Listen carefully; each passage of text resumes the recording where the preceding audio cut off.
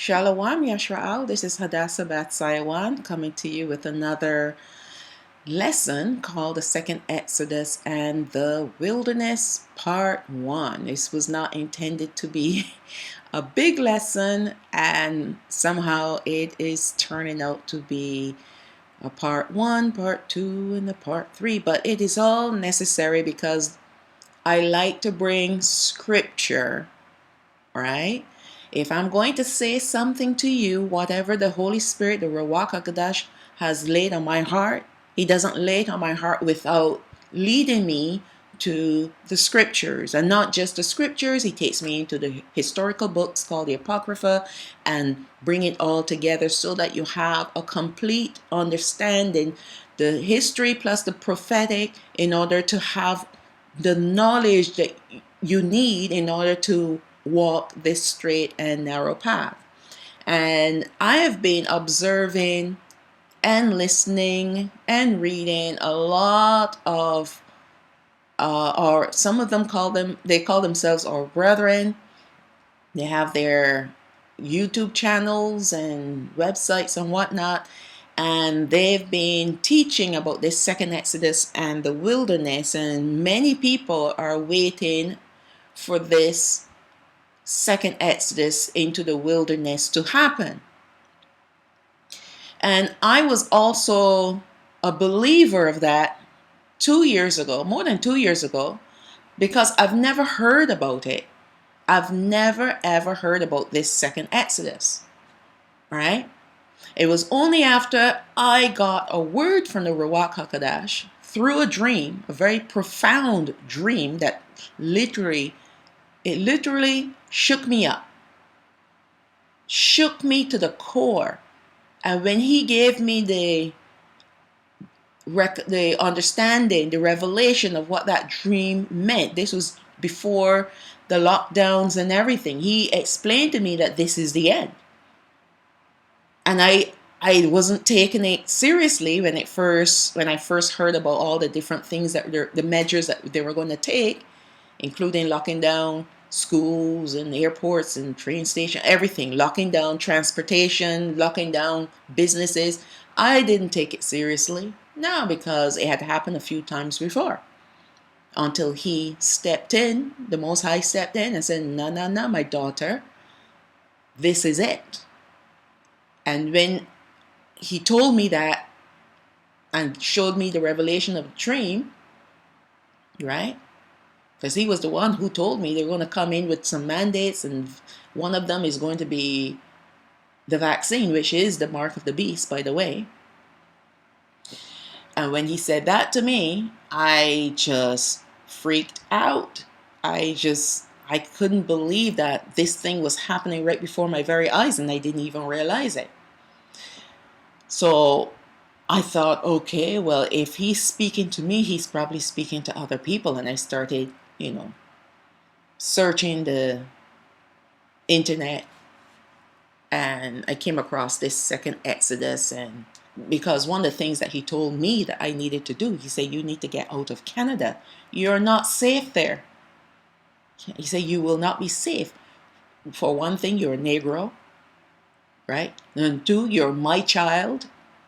You're of my lineage, my chosen lineage. So you're not safe there by any means. You need to get out. And I believed Him. I honestly believed Him, because I started seeing a change in people towards me. When before all of this thing started, and when I say thing, you know what I'm talking about, like the mask wearing, all these things, measures that we had to take 6 feet apart, all these things. Before that, life was pretty normal. Yeah, you might have one person per million that you would feel like this racial tension, but for the most part, there wasn't anything felt when I was living I didn't feel any racial tension in Vancouver. That's where I was from. Anyways, when He said it was for me to leave, I believed Him, because I started seeing the signs, the evidence And when I told my friends, they didn't believe me. No, they didn't. They thought, she's off on the deep end again, wearing that tinfoil hat, this conspiracy theorist. I said, hey, you know what? The Father told me, Abba, he said, this is the end. They didn't believe me. They thought, a couple of weeks and they were back to normal.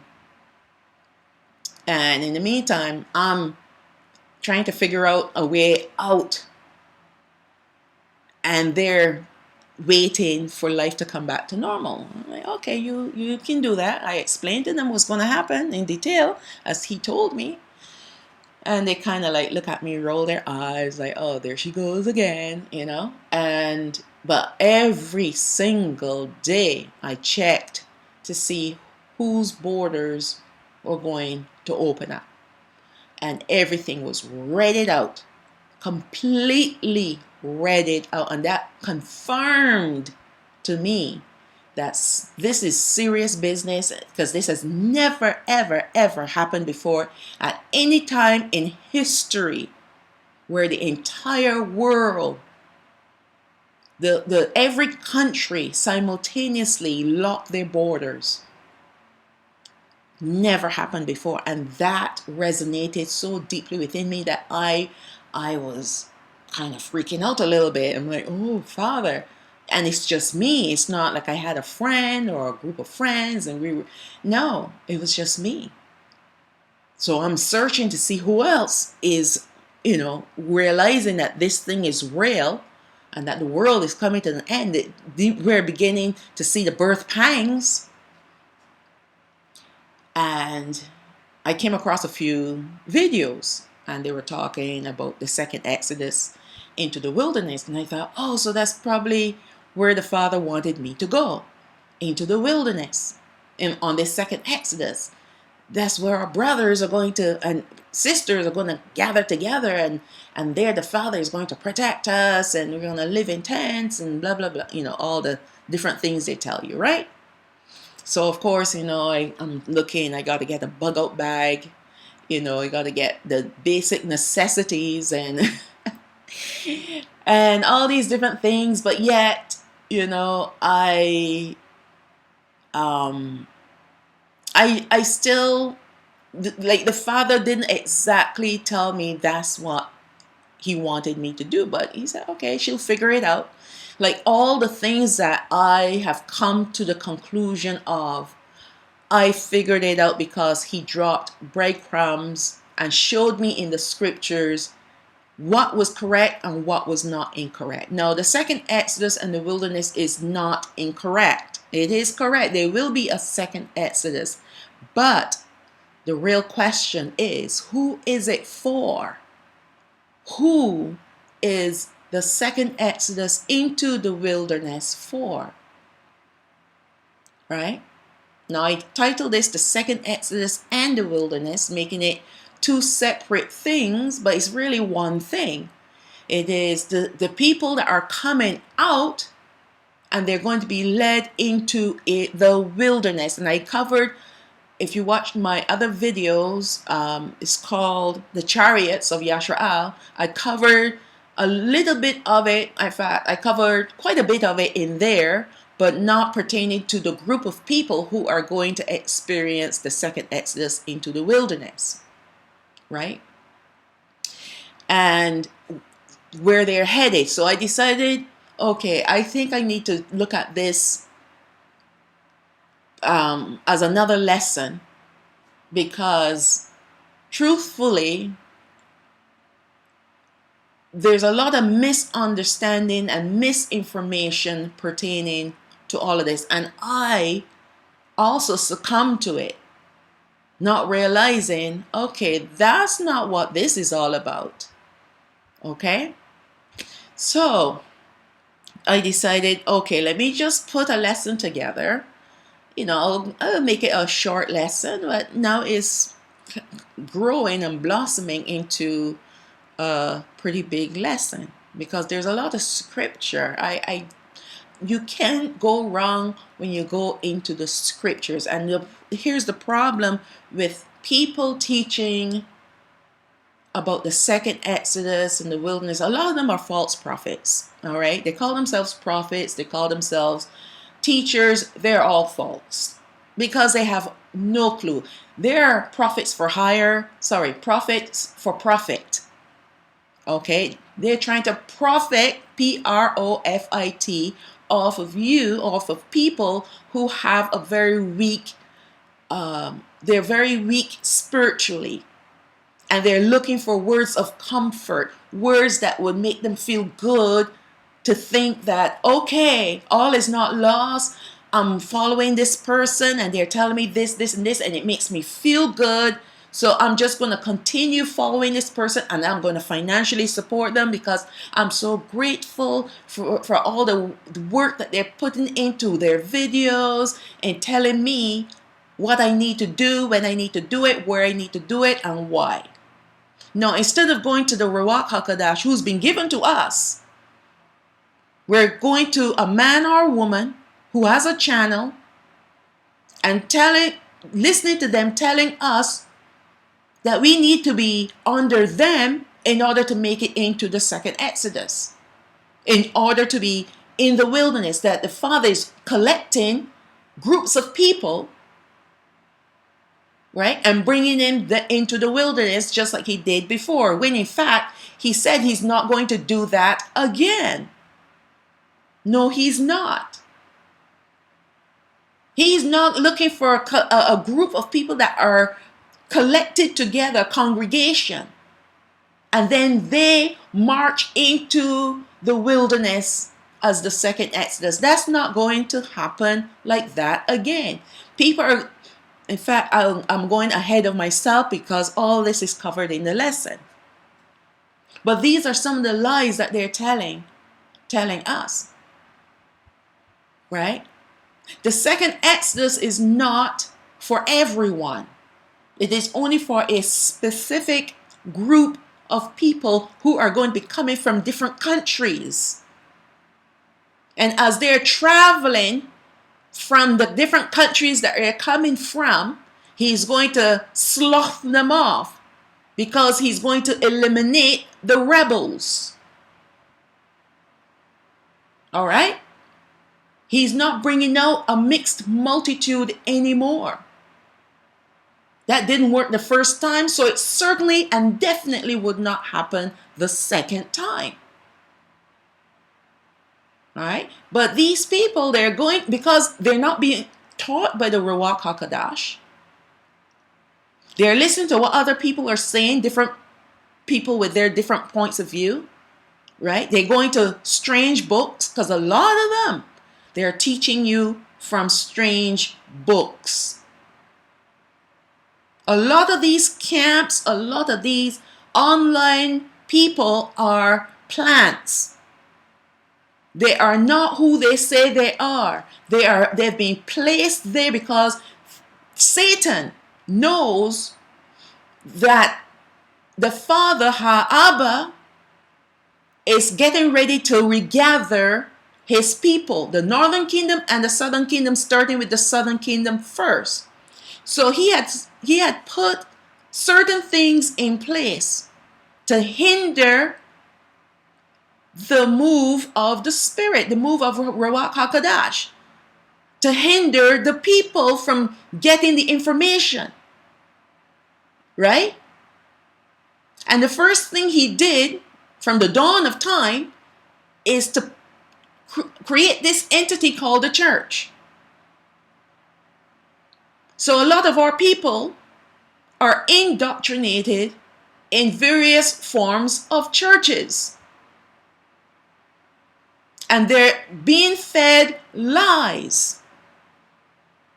The second level of his plot to try to corrupt and destroy and disrupt the Exodus. And not only the Exodus, but the southern kingdom's departure, is to plant all these Hebrew Israelite camps all over the place, preaching racism and hatred and lies. Right?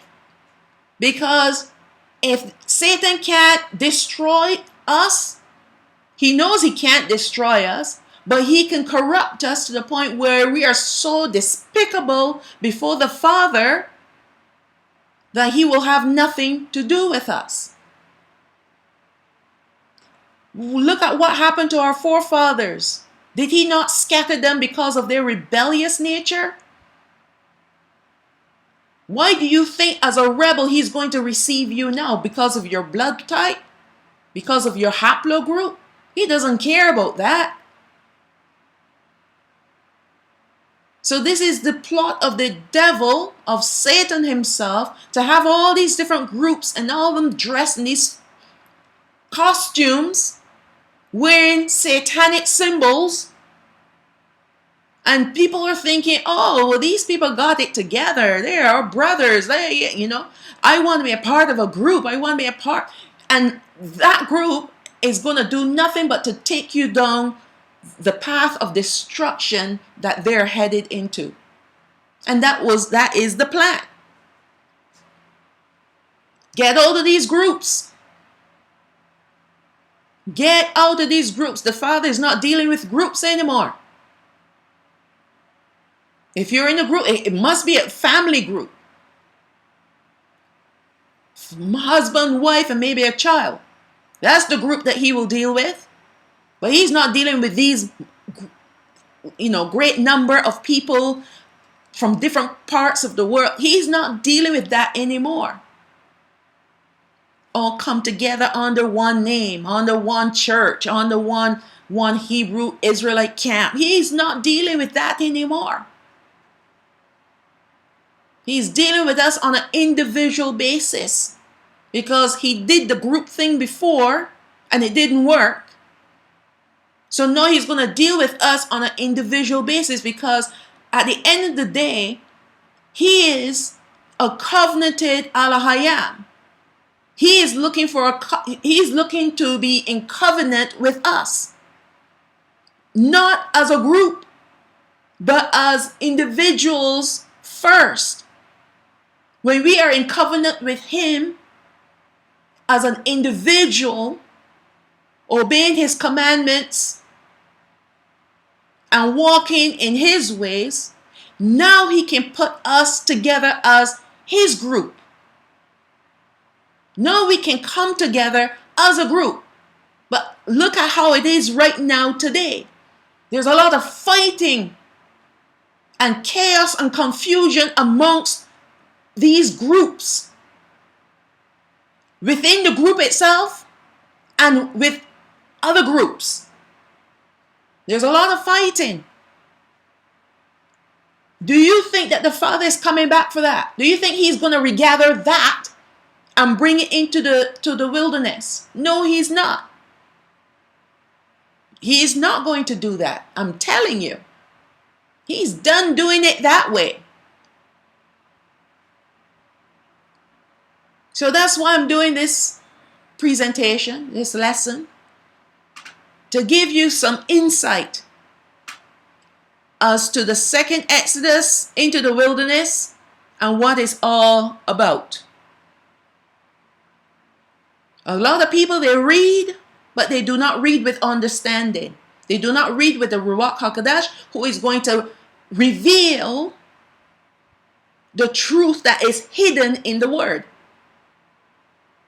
You got to get to the heart of the matter. You got to get to the truth. And it's the truth that sets us free. And when we are free indeed.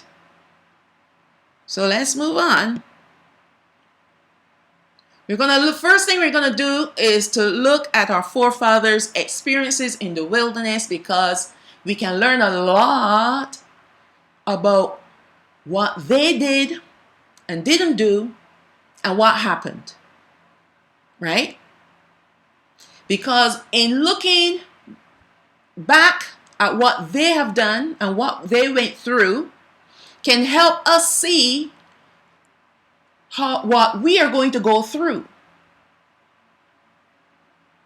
So this is the way how I teach. I do not just jump right into the heart of the matter and say, okay, this is this, and this, and here are the scriptures, and let's move on. No, I like to start from the beginning, take you to the middle of the lesson, and then give you a conclusion. Because the middle is like the heart, right? The substance. Then I get into the real substance of the lesson there. So that you have all the information you need, and then you can make a decision. Well, I believe this. No, it's up to you. It's entirely up to you. So now we're going to start from our forefathers. When our forefathers left Goshen in Mitzrayim, that's Egypt, they encountered certain hardships that came with living in the wilderness. It wasn't easy, They were living as hard as it was living in Mitzrayim under like brutal slavery. They still had certain luxury items, okay? Like, they love the flesh pots and the cucumbers and the leeks and the melons and the garlic and onions. That's the luxury. You see, that's feeding the flesh. And that's the luxury that they always looked at throughout their exodus, throughout their 40 years in the wilderness. That's all they lamented about. All right. This was to be expected, as the wilderness was a physical journey, a spiritual journey, and a time of testing for our forefathers. It was. And even for us today. And here's why. All right. Abaraham brought the 12 tribes of Yasharaal out with a mighty and stretched out arm out of the house of bondage, Mitzrayim. He brought them out after they lived there for 430 years. Now, they weren't slaves the full 430 years. They were only slaves for the latter 210 years, right? When they first entered Goshen, it was under the guidance of Yahawah, the son of Yaoqab. Yahawah was sold into slavery by his brothers, but it was a divine appointment for Yahawah to be in Mitzrayim to preserve for them a fertile place during a famine that was coming upon the land. Yahawah was promoted to be governor in Mitzrayim. He was the second highest leader in Mitzrayim under Pharaoh. It was Pharaoh and then Yahawah, and had great favor with Pharaoh. This allowed him to be able to choose the best land for his father and brethren with the blessing of Pharaoh. Yeah, Pharaoh. Pharaoh said, choose the best land and give it to your brethren, your father and your brethren. And there were 70 souls, and this count included Yahawah and his 2 sons as well, to live in the most ideal conditions in Goshen. After Yahawah died and the last of the 12 sons of Yaoqab died, who happened to be, it was Lawai, which is Levi, Mitzrayim grew fearful of Yasharaal because they were a prolific people and multiplied abundantly. That's who we are. We multiply. We make many children. And that's a blessing from the Most High. They were also mighty warriors, and a few of their soldiers can put thousands to flight.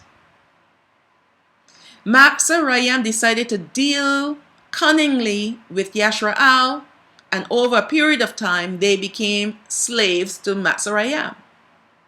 By this time, Yasharaal was too broken in spirit, a people, that they could not rise up to fight Mitzrayim. Instead, they cried out to Abaraham for help. They were greatly persecuted, and the more they cried out, the worse it got for them. Abaraham raised up a deliverer by the name of Masha, or Moses, who was raised in the household of Pharaoh in Mitzrayim, but had to flee for his life as he tried in his own strength to deliver Yasharaal. He knew that he was the deliverer. And he thought, hey, I can deal with this situation easily. Let me just kill one of these Egyptians and, start a revolution. Who knows what was going through his mind? But instead, it backfired on him and he had to flee for his life. After some years, when the persecution grew even more than they could bear, then Abiah sent Masha, who was reformed. He became reformed. He didn't think that he was a deliverer anymore. He didn't think that he had the strength to deliver anyone anymore. No. That's when you have a leader that thinks that they are an apostle or a prophet or a teacher and they're there to deliver you, be very careful of that person. No one can deliver anyone. It is the Most High that delivers us. And we have leaders out there saying, oh, come under me, because you need to be under somebody, and I will deliver you from whatever's coming down the pipeline. I'm the one who is going to lead you to safety. I'm the one who's going to give you the word of life. And there are people sitting under these people, and all they're eating is regurgitated vomit. Thinking that a man or a woman can deliver them. There's only one deliverer. And that's Hamashiach himself. But he will raise up, he had raised up in the past, he had raised up people to be the person to speak on behalf of him. But he did the work. He gave Masha a staff. He said, that staff, throw it, use it. Use it to prove to Pharaoh and the people that I sent you. I'm going to bring judgment in that land. And you're the person who is going to speak the judgment. As a matter of fact, Masha was so, I don't want to say broken, but he was so reformed, knowing that he is nothing but a person who is in need of salvation himself, that he said to the Most High, I can't speak. So he said, okay, well, I'm going to send your brother with you, Ahawaran, and he's going to be your spokesperson. He's going to speak on behalf of you, and you're going to receive the word from me. Right? That's how humble Masha became. And we got too many prideful, proud, haughty, all meaning the same word, thinking that they're it. And when you watch them and you listen to them, they speak with such haughtiness. And here's this man, Masha, who was given great power to lead the Most High's people, and he was so humble. Right?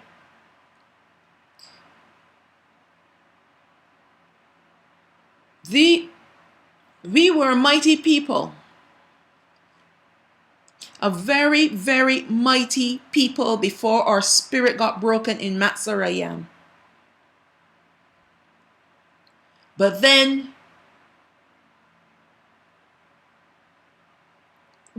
because we did not listen and pray and ask the Most High for direction, we just automatically walk in our own thinking and our own ideas.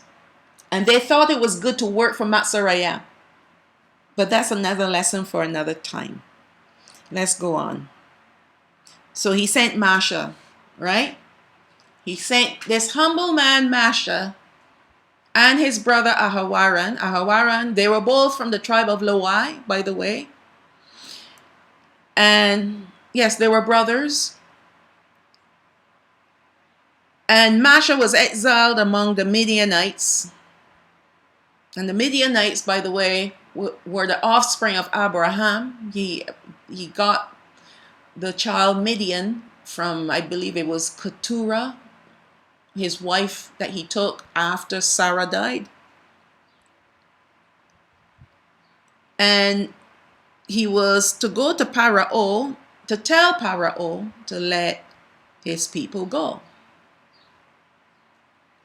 After 10 judgments, the first 3 Yasharaal had to endure as well.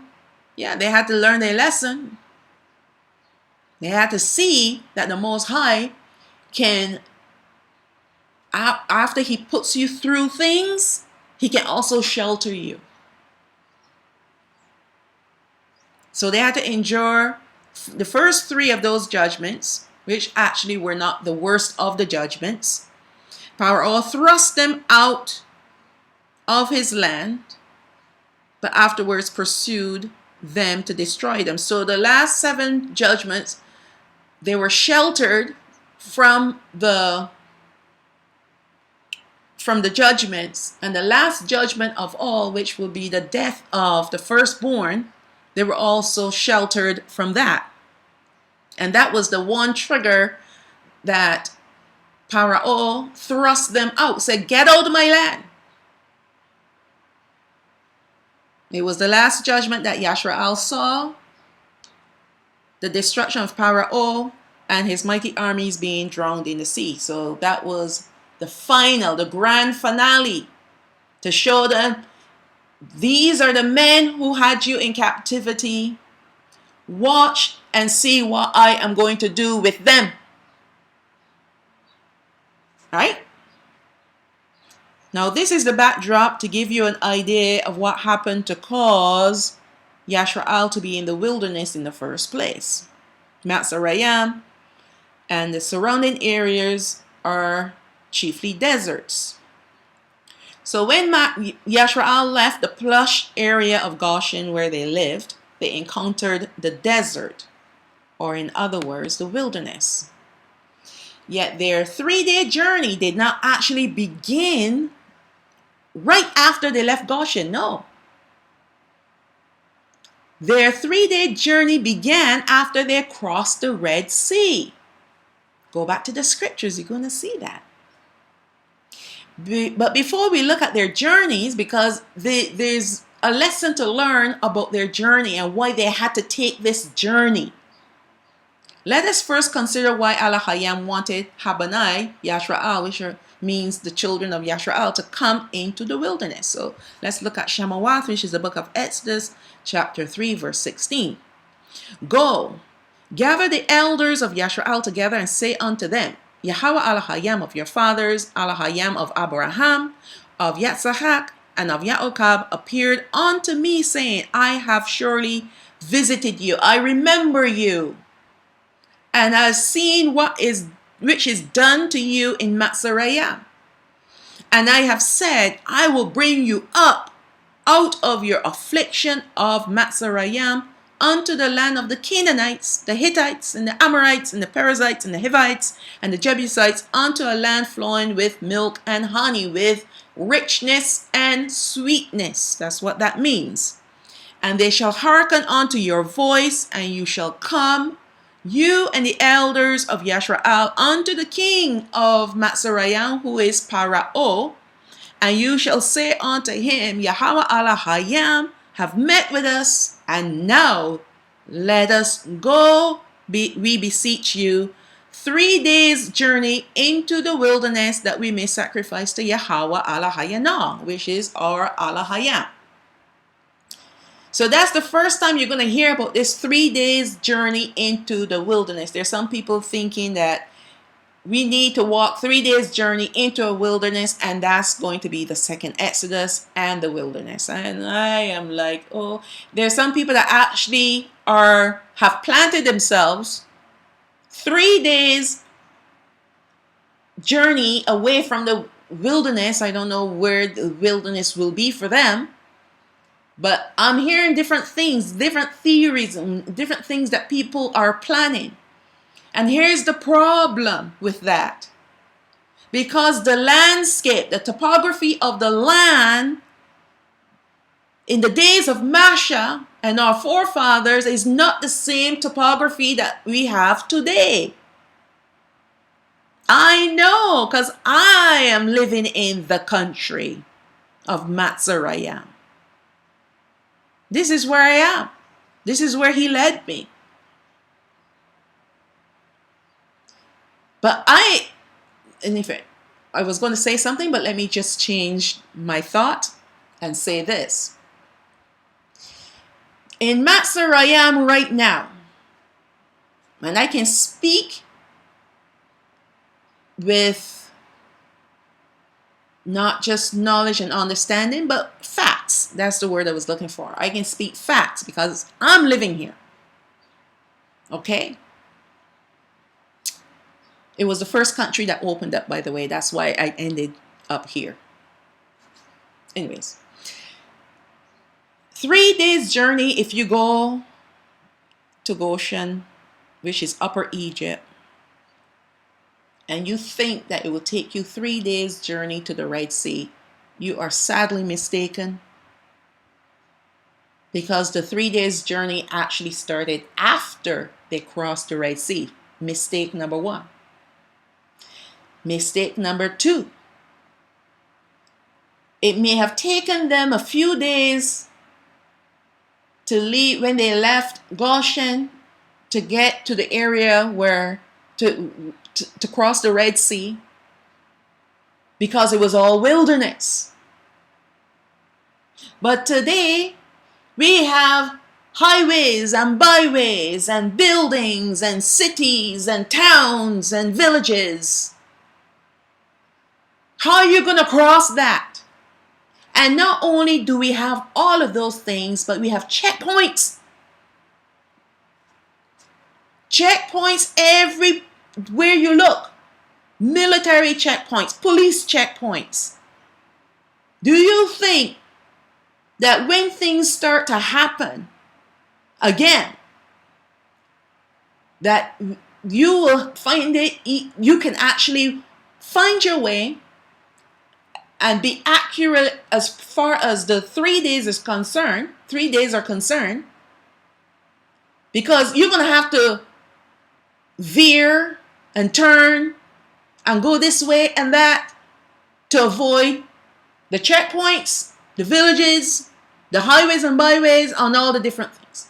How can you expect 3 days journey from Goshen to wherever they ended up, where you think they ended up, with all this stuff in between? Excuse me. Knowing full well our forefathers had nothing of that sort in between them and the wilderness. They just walked. Right? But people aren't thinking. And I try to explain this to certain people. They don't want to hear.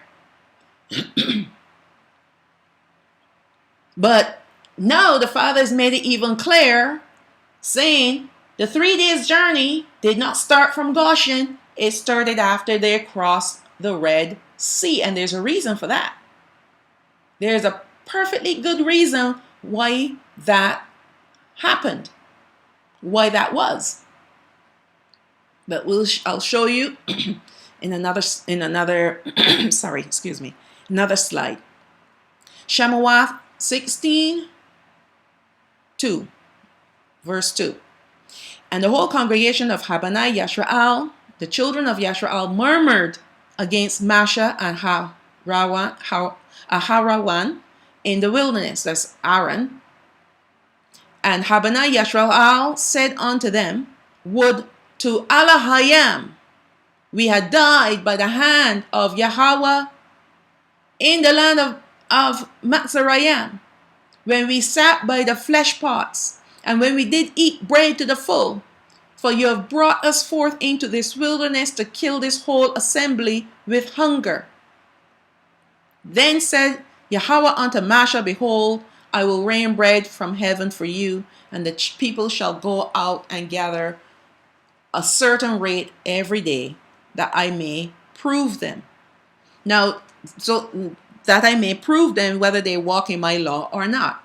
So this is the reason why he allowed them to travel 3 days journey after they crossed the Red Sea, because they had to be hungry. You see, when they left Goshen with supplies, right? And the supplies lasted up to that time when they crossed the Red Sea. So now they've crossed the Red Sea, they celebrated because, hey, they had water, they had food, and they saw their enemies died right before them, right, in the Red Sea. Now they're traveling in the wilderness, and they've run out of water, and they've run out of food. And the first thing they started doing is complaining. Even though they've seen the miracles of the Most High, they know that He's with them as a pillar of cloud by day and a pillar of fire by night. But that's not enough for them. So they started murmuring and complaining. And He said He brought them through this wilderness that He can prove them. It was all a test to see whether they were going to walk in His law or not. What was in their hearts towards Him. So let's read on. Shalawam 20 verse 19. And they said unto Masha, speak you with us, and we will hear, but let not Abaraham speak with us, lest we die. And Masha said unto the people, fear not, for Abaraham is come to do what? To prove you. So he appeared to them on the mountain as fire and thick clouds and lightning and thunder and trumpets blowing. And that brought fear, fright, not the right kind of fear, to their hearts. So he said, fear not, for Abaraham is come to prove you, and that his fear may be before your faces, that you do what? Sin not. And the people stood where? Afar off. Now, rather than going closer, they stood afar off. And there's a reason for that as well. And Masha drew near unto the thick darkness where Abaraham was. So there's a complete difference between the people and Masha. Masha was scared too. He trembled, but his fear was reverence. That's why he was able to go closer, whereas the people, because of their idolatry in their hearts and the wickedness and the callousness of their hearts were hearts of stone, they withdrew themselves from the Most High. He wanted them to reverence Him so that they will sin not. And this is the reason why He appeared to them, so that they will learn to reverence Him and recognize that the gods that they saw in Mitzrayim, some of them were worshiping, a lot of them were worshiping, along with, of course, the Mitzrayim people, right? That those gods were nothing compared to Him, because every judgment that He brought on that land against the people were judgments against their gods. And what did their gods do in return? Nothing. And this is what they were supposed to understand. And this is where they were supposed to draw their faith from, to know that Abaraham is Abaraham of power and great might. And the gods of Mitzrayim were nothing. They were just wood and clay and stone and whatever else they made their gods out of. Nothing. They had no power against the Most High. But they didn't get that lesson. They didn't receive that lesson because the gods were already saturated into their hearts. And they didn't want to let go of these gods. Let's move on. Abaraham, the book of Deuteronomy, chapter 8, verse 2. And you shall remember all the way which Yahawah your Elohim led you these 40 years in the wilderness to humble you and to prove you again, to prove you, to test you, to bring you through some tribulations, to see how you will react, to know what was in your heart, whether you would keep his commandments or not. When we go through things, we're always quick to jump to the conclusion, where's Elohim? Why am I going through this? Many times we're going through a situation because we brought ourselves into that situation because we did not seek counsel from the Most High.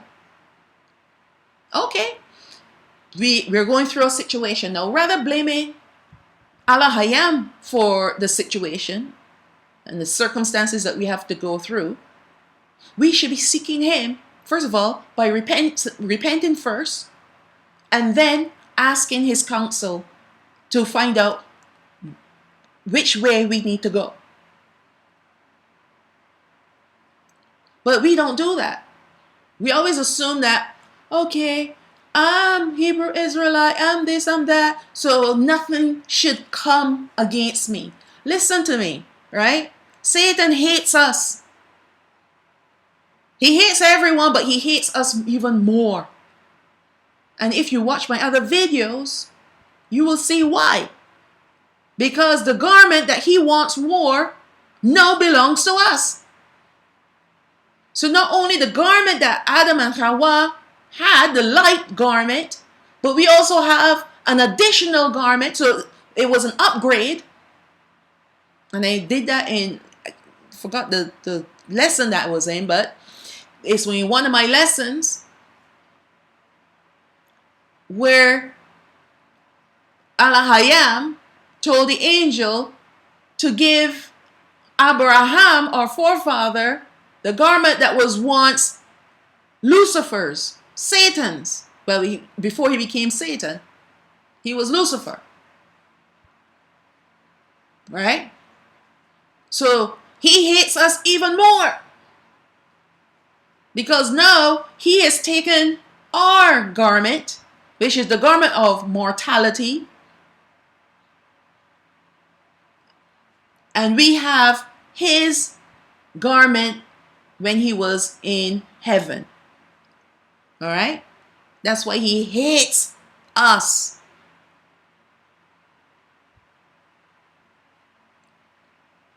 So let's go on to the next slide. And he doesn't want us to keep, excuse me, he does not want us to keep the Most High's commandments or his laws or his statutes. And he tells us, oh, those are all old covenant stuff. You're not under law, you're under grace, so on and so forth. All these different things. And our forefathers were under that covenant at that time. And they still had problems keeping them. He was working overtime. Satan was working overtime to keep us disobedient and rebellious against the Most High. And that's why he had to bring them into the wilderness, because he had to slough off. First, okay, let's go back. Let's backtrack. He brought them into the wilderness to show them what was in their hearts. 1, to see if they were going to walk in his commandments or not. 2,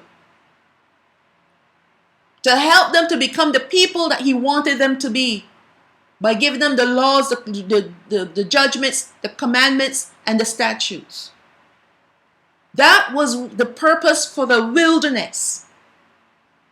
To reform them, to change them from the miserable people that there were, the rebels, the stiff-necked people from Matzarayim, filled with idolatry and pagan worship, into a peculiar people, a royal priesthood, a special treasure unto him. That was the purpose of the wilderness, to strip them of their iniquities, their their idolatry, their transgression, to reform them into his image.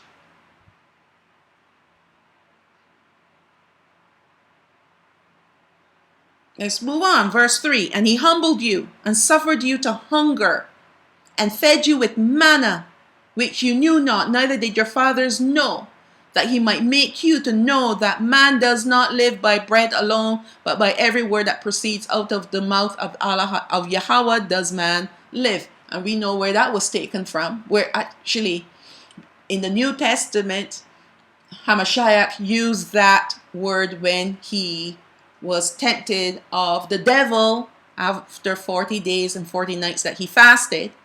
So that's where this scripture was applied, to say to Satan, man does not live by bread alone, but by every word that proceeds out of the mouth of Allah Yahawah does man live. He was the one who caused them to be hungry, because he wanted them to call on him to provide them bread. And listen, there are going to be times where you're going to be suffering for something or the other, whether it's bread, whether it's water. But he will provide if you ask him. And the reason why he allows you to go through certain situations is to prove to you whether or not you trust him and have your faith in him, or do you have faith in your salary, your check, your paycheck? Do you have faith in the supermarkets to get your food? What do you put your faith in? We need to live by the word of Yahawah. Every word that comes out of his mouth, because every word that comes out of his mouth does not return to him void. So when he speaks, it happens. So when he speaks on our behalf, it happens. It comes to pass. So that's why we need to go to him, so that he can give us a word. He can speak a word on our behalf and bring this thing to pass. They received manna from heaven. This is the first time this world, this earth, has ever seen angel bread. It came straight from heaven. And only his people ate it. It's coming back again, folks. It is. Verse 4, your raiment waxed not old upon you, neither did your feet swell these 40 years. They were walking around in the wilderness for 40 years, and they didn't even need a new change of clothes. And their feet didn't swell from all that walking. He provided for them. And they were the rebels. And yet they still complain. Nothing was ever good enough for them. And the minute things went bad for them, instead of falling on their faces and crying out to the Most High, they will complain and think about Matzarayam, all the good things that they had there. Forget the fact that they were killing their babies, using them as bricks, throwing them in the water, right? Persecuting them, beating them, killing them. Oh, those things, that's trivial. That's irrelevant. The most important thing is we had good food. We had good bread. What's this manna, this light bread that you're giving us, Nasha? You shall also, verse 5, you shall also consider in your heart that as a man chastens his son, so Yahawah Alahayat chastens you. Your Alahayam chastens you. He corrects us. He disciplines us, because that's what a father who loves his child does. Now, if you had a child that you could care less about, they can do whatever they want to do. But that's not how he is with us. Some of us, we want to do the evil, and Allah is supposed to oblige us in that evil. Who's the potter and who's the clay? He's righteous and he's holy, and he expects the same thing from us, his children. Verse 6. Therefore you shall keep the commandments of Yahawah al-Hayyak, to walk in his ways and to do what? To fear him, reverence him. That's not being afraid or frightened of him, but to reverence him. Because when you keep the commandments of Yahawah al-Hayyak and you walk in those commandments, there is a reverence, an awe that you have for him. And where does that awe comes from? It is him that is filling us with his awe. That's the fear that he wants from us. So much so, not only are we filled with awe, we're filled with love. And the more we're filled with love, the more we want to keep his commandments and to do only the things that would make him pleased, be pleased with us, be happy with us, to rejoice over us. Because when he does that, he fills us with even more love. But some of our people, we don't understand that. They don't understand that. They want to be privileged because they're Hebrew Israelites. And that's supposed to be sufficient for them to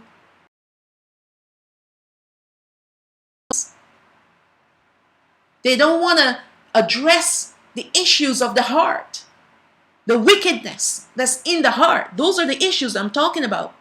Wickedness. Verse 7. For Yahawah al-Hayyak brought you into a good land, a land of brooks of water, of fountains and depths that spring out of the valleys and the hills, a land of wheat and barley and vines and fig trees and pomegranates, a land of olive oil and honey.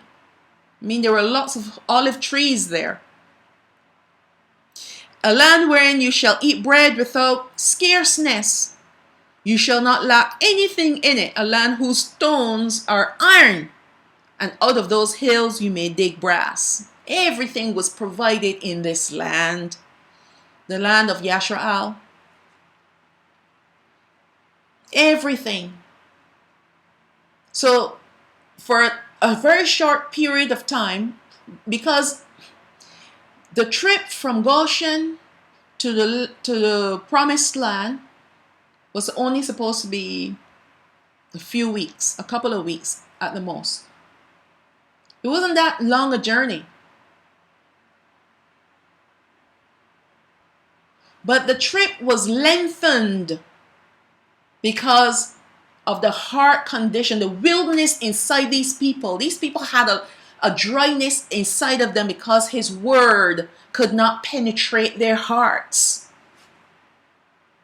And he wasn't going to bring them, the rebels, into the land.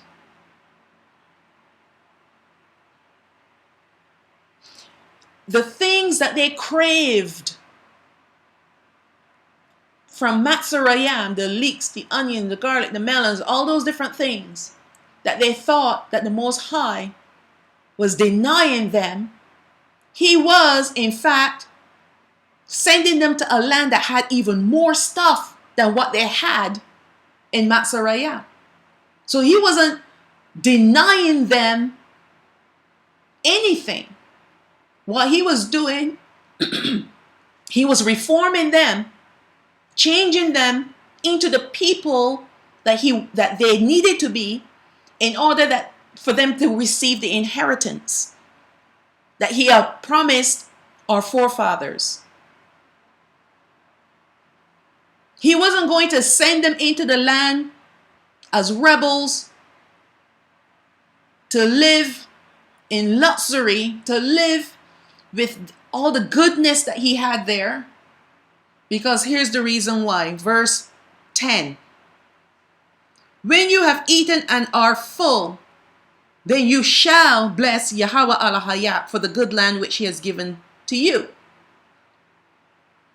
Beware that you forget not Yahawah al-Hayak in not keeping his commandments and his judgments and his statutes which I commanded you this day, which I command you this day, lest when you have eaten and are full and have built goodly houses and dwelt in therein, and when your herds and your flocks multiply and your silver and your gold is multiplied and all that you have is multiplied, then your heart be lifted up and you forget Yahawah al-Hayak, who brought you forth out of the land of Mitzrayim from the house of bondage. And this is the nature of rebellion. When things are good, yes, they praise them. When things are bad, they cried out and complained. Now, as rebels, he brings them into the land. If they couldn't praise him for the goodness that he did for them in the wilderness, how is it possible for them to praise him and lift up their hearts and their voices to him in the good land?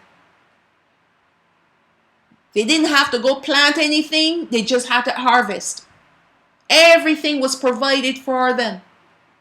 Do you think that these rebels that came out of the wilderness would have praised the Most High for all the good things that he had provided for them in the land of Yasharaal, the promised land, the land flowing with milk and honey? No, they would not. That's why he had to prove them in the wilderness.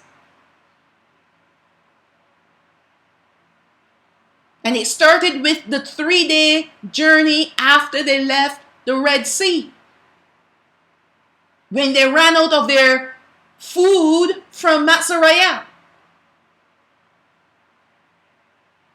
Once they ran out of that food, once they ran out of the leeks and the onions and the garlic, now you can see what was truly hidden in their hearts. The rebellion. And that's why he didn't directly take them into the promised land, because he needed to reform them. Let's go on. Verse 15. Who led you through the great and terrible wilderness, wherein were fiery serpents and scorpions and drought, where there was no water, who brought you forth water out of a rock of flint, who fed you in the wilderness with manna, which your forefathers knew not, that he might humble you, and that he might prove you, to do you good at your latter end. The latter end, meaning in the promised land, you were going to get the goodness after you pass through the wilderness, and you pass the test, and you enter into the promised land, then you get the goodness. But right now, you're dealing with scarcity.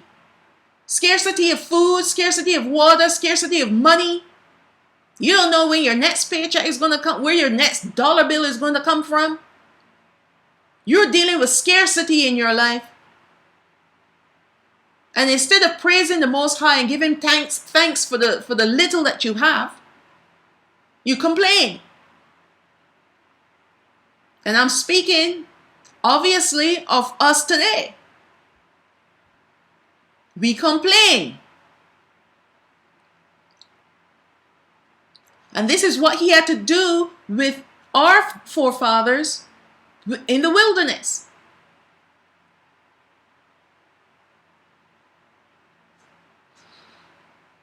Verse 17, and you say in your heart, my power and the might of my hand have gotten me this wealth. But you shall remember Yahawah al-Hayak, for it is he that gives you power to get wealth, that he may establish his covenant, which he swore unto your fathers, as it is today. Everything is through him. Everything, we must give him praise for everything that he has done for us. We have no strength in our hands to do anything. And yes, some people are able to flip a dollar.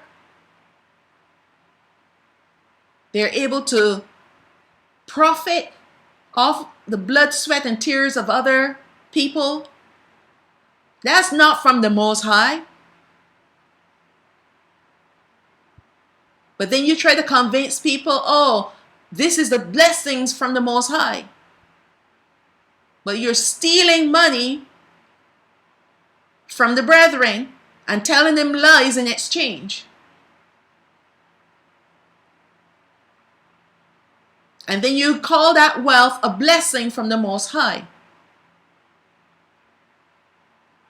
That's not the kind of wealth that he gives his people.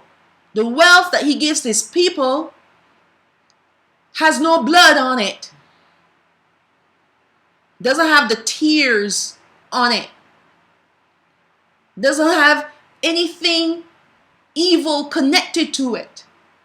It's clean money, clean wealth. But these people walking around saying, yeah, I got this and I have that from the Most High. And when you really take a look at it, they're profiteering off of people. And I already said to you, the Most High is looking to have a covenant with his people one at a time. He's bringing his people together one at a time. Because he's searching the hearts and minds of people to see what's in there. To see if you're going to keep his commandments or not. And if you're going to walk in them. A lot of people are teaching you can keep this commandment, but you don't have to keep that commandment. And we can't keep Shabbat in the land of captivity. All these different lies are out there. Because they want to keep living under the Babylon system. And if you tell these same people, hey, you need to come out. Get out of the system.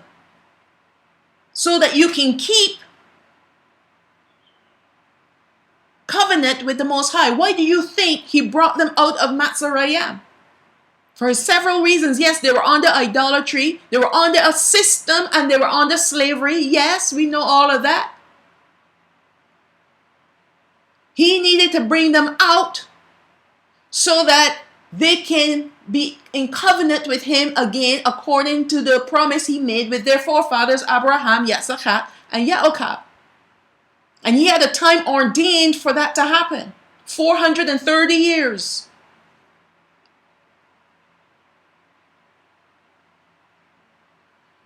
And people use that as an excuse. I'm in Babylon, so I cannot keep the commandments. I can only keep 1 or 2 or 3.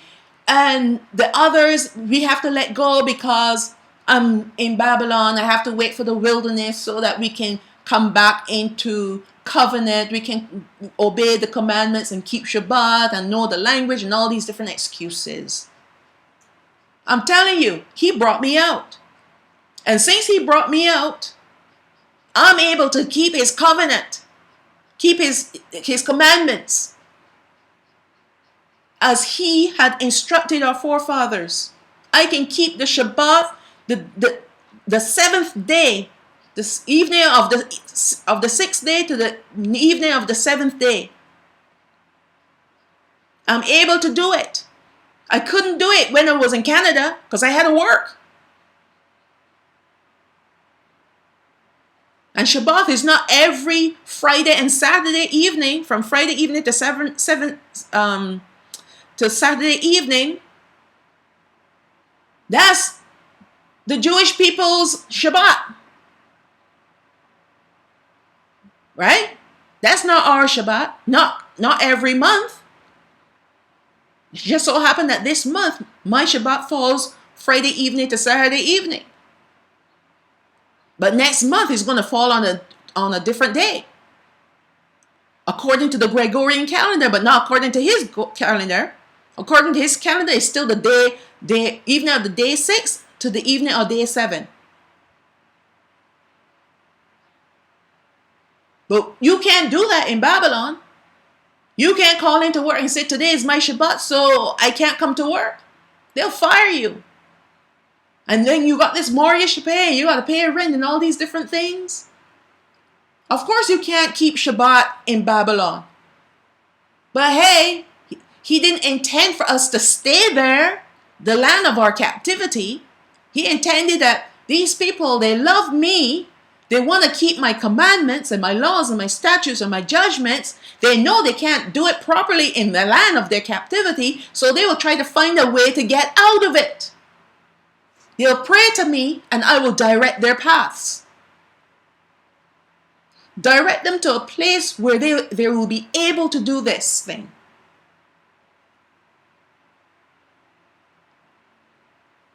But like our forefathers who asked this question, can Allah Hayam furnish a table in the wilderness?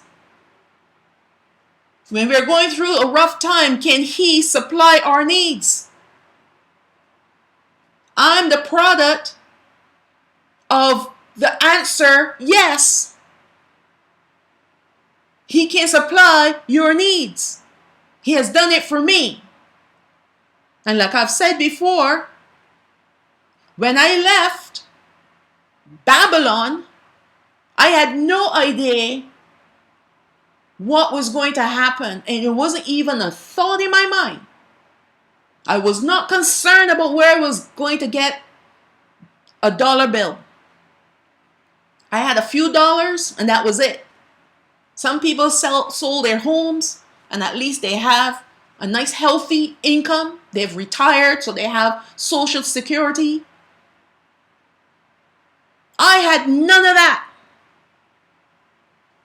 I had a few pieces of gold items, earrings, bracelets, whatever. I sold that to get a plane ticket. At least had a couple dollars in my pocket. But it is over 2 years now. And I'm still surviving. And I'm living comfortably. And do you know why? It's because I am determined to walk in His commandments. And to keep His Shabbat the day that He wants me to keep it, on the 7th day, the 14th day, the 21st day, and the 28th day. How is every 7 days, right? How in the world, under the Gregorian calendar, you celebrating the Shabbat on the 11th day, then the 18th day, and then 7 days later from that? How can you possibly think that that is the Shabbat day? It's supposed to be the 7th day. Use your common sense. Look at the calendar. Are there multiples of 7? So the Gregorian calendar cannot be your calendar. It has to be multiples of 7. The 7th day, the 14th day, the 21st day, and the 28th day. Multiples of 7. And that's why anyone who's not keeping Shabbat, and those that are keeping Shabbat on the wrong day, calling on holy day a holy day, you're going to face the wrath of the Most High. Because at this point of time, knowing how our brethren and our brothers and our sisters are being persecuted, and you still want to sit there and wait for a wilderness. It is not going to happen for the southern kingdom, folks. The wilderness, in the second exodus into the wilderness, is meant only for the northern kingdom, not the southern kingdom. We have fulfilled our 400 years of captivity, of enslavement. We have done our due. He's not going to put us through anymore. They have to go through the wilderness because He has to prove them now, because they've been scattered for so long. But we have with us the gospel of Hamashiach and His Rawach HaQadash that He has left behind to teach us and to bring us into all truth. We have it all. And if we cannot obey him at this point of time, then it's over. Game over. Game over. And I already explained that in the Chariots. Go to that lesson because I don't want to be repeating myself. Then it makes the video too long. Verse 19, and it shall be if you do at all forget Yahawah al-Hayak and walk after other gods and serve them and worship them, I testify against you this day that you shall what? Surely perish. And this is exactly what's going to happen to a lot of our brethren. They're going to perish. All these excuses they're making up. And they're hanging their hat on this second Exodus and into the wilderness. Listen, I'm hearing this person telling people, not all of them are our people. They're telling our people and the people, the Gentiles that are in the church, that luxury liners are going to come and pick you up and take you to the wilderness. Luxury liners. Does this sound anything like what you're reading right now or what you're listening to right now? Did he make it a luxury trip into the wilderness? They did not have to suffer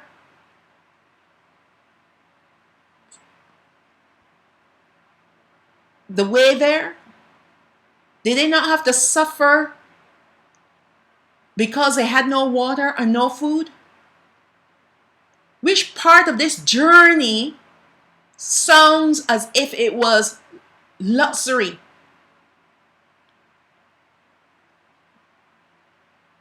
People have this foolish fantasy.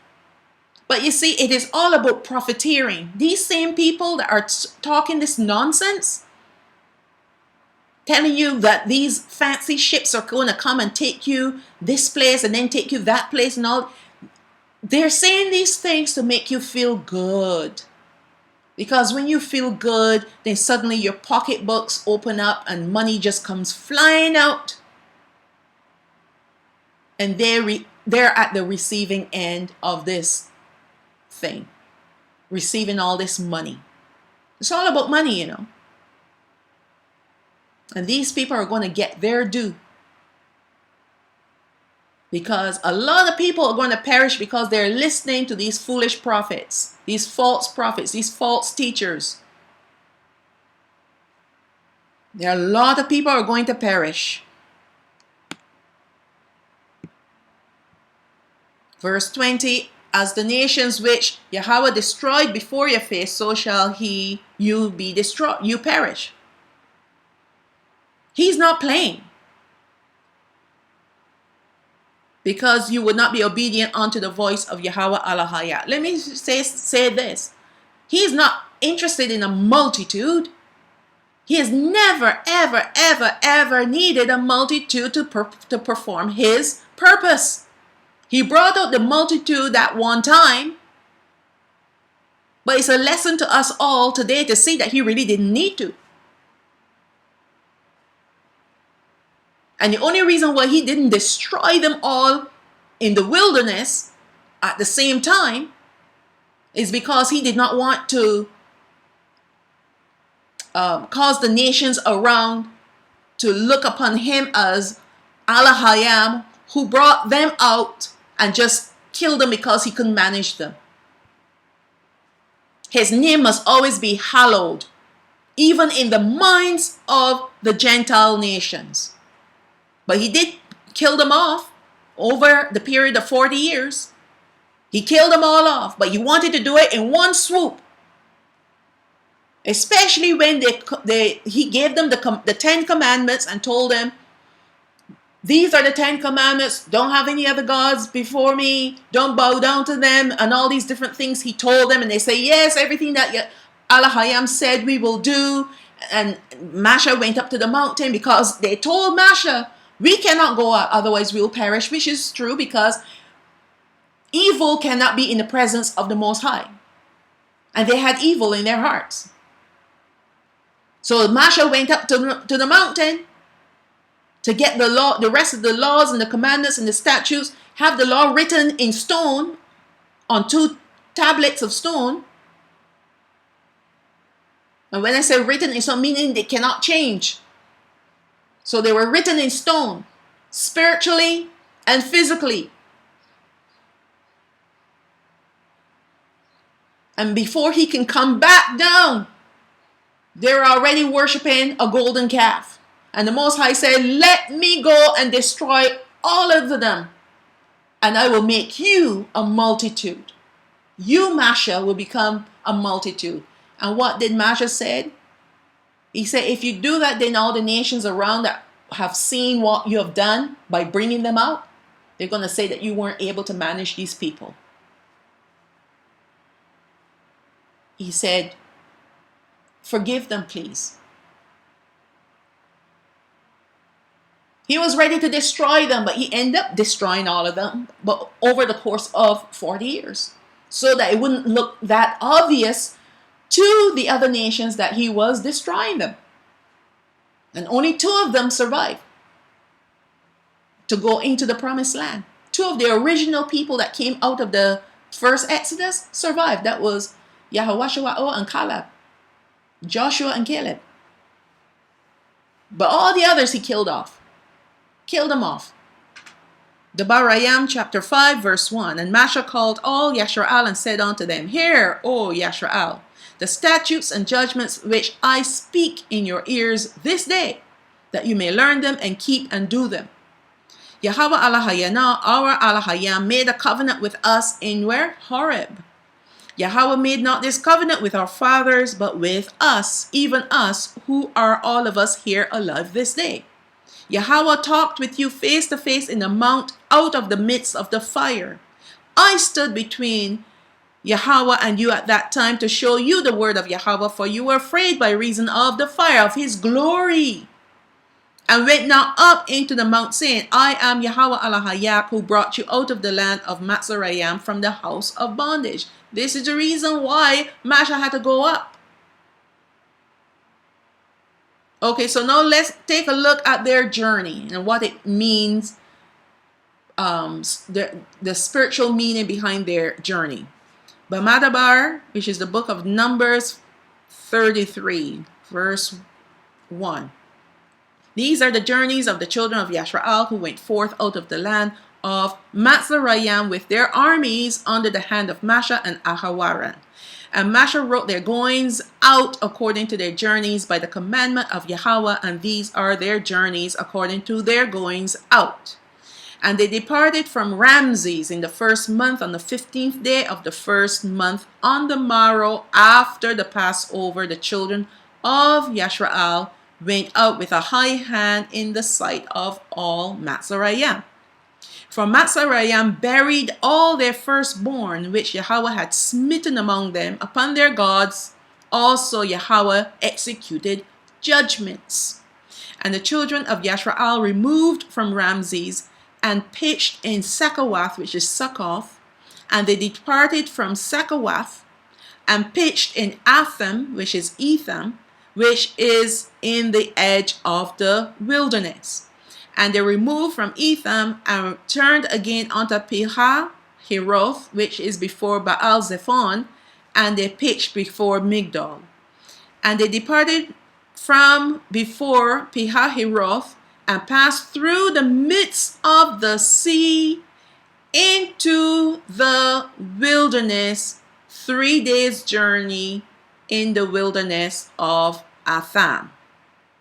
So after they passed through the midst of the sea into the wilderness, they went 3 days' journey in the wilderness of Atham. That's where it started. And that's when they ran out of food and pitched in Marah. We know Marah is bitterness. So let's look at what all of this means. The children of Yasharaal went through several phases before they were face to face with their spiritual wilderness. They left Ramses, or the child of the sun, a place of sun worship. All right? We know sun worship is Ra. Then they pitched in Sakawath, and this is where they dwelt in booths or tents. That's how they had to live.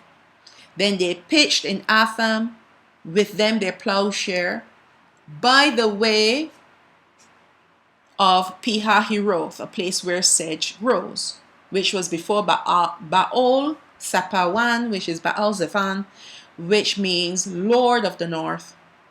It has another root word. It has other root words attached to Sapawan, namely Lord of Winter, to hide treasure, to lie hidden or hide from discovery. And then they pitched in Magadawal, which is Migdal, which means tower.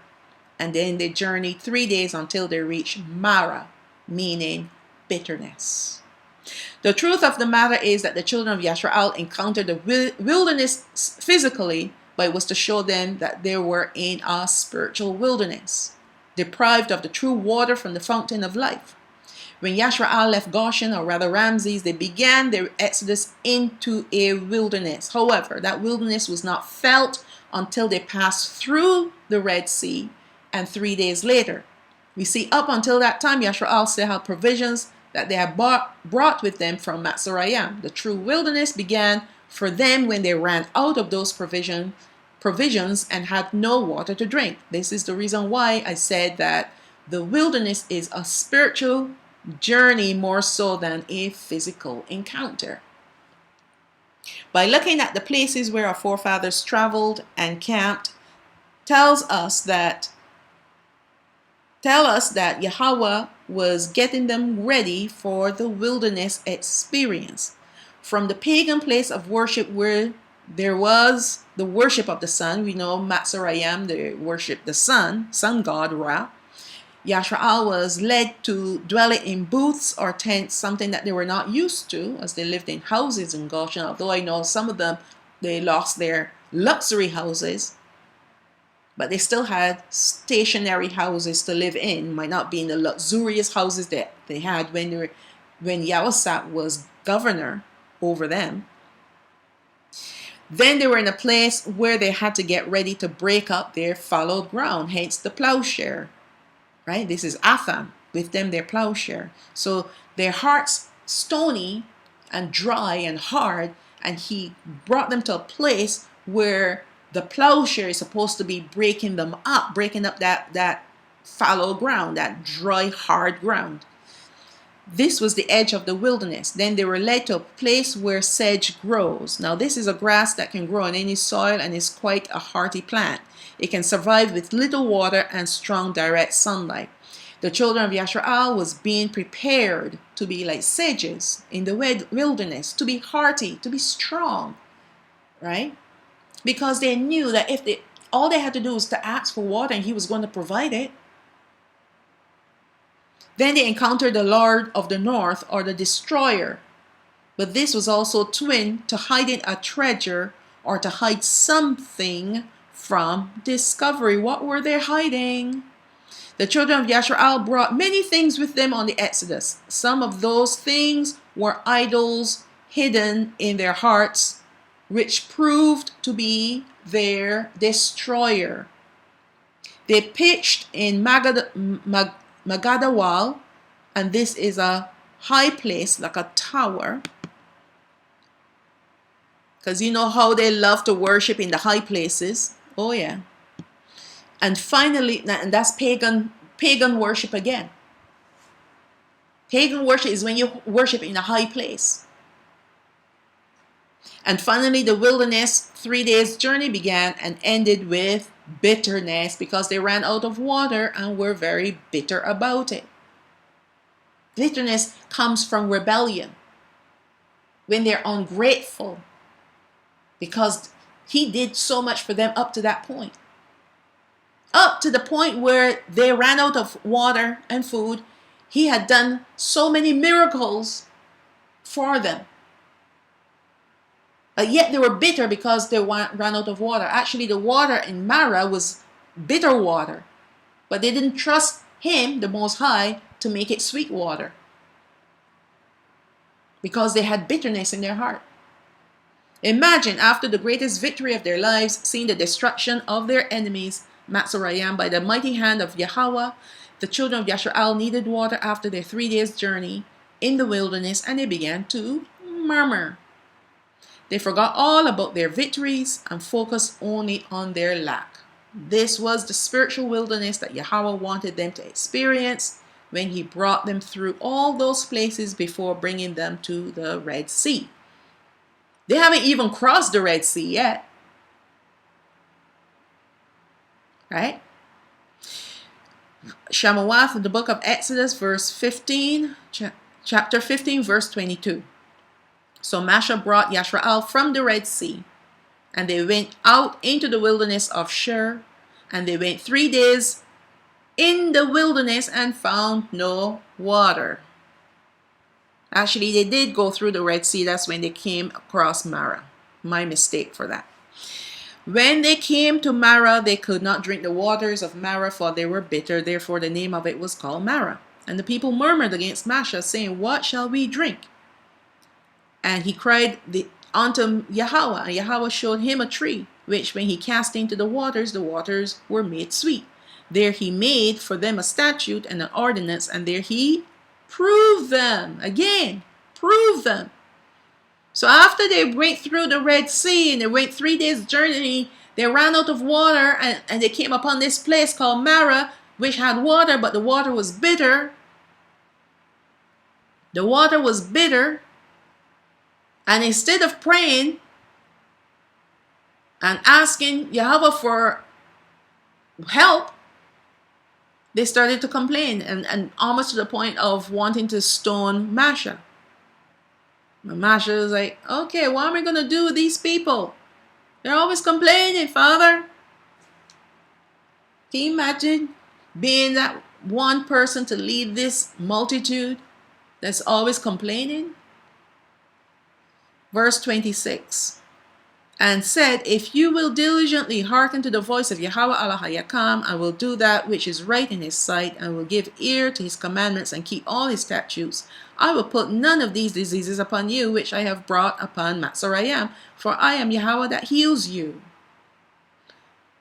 Right?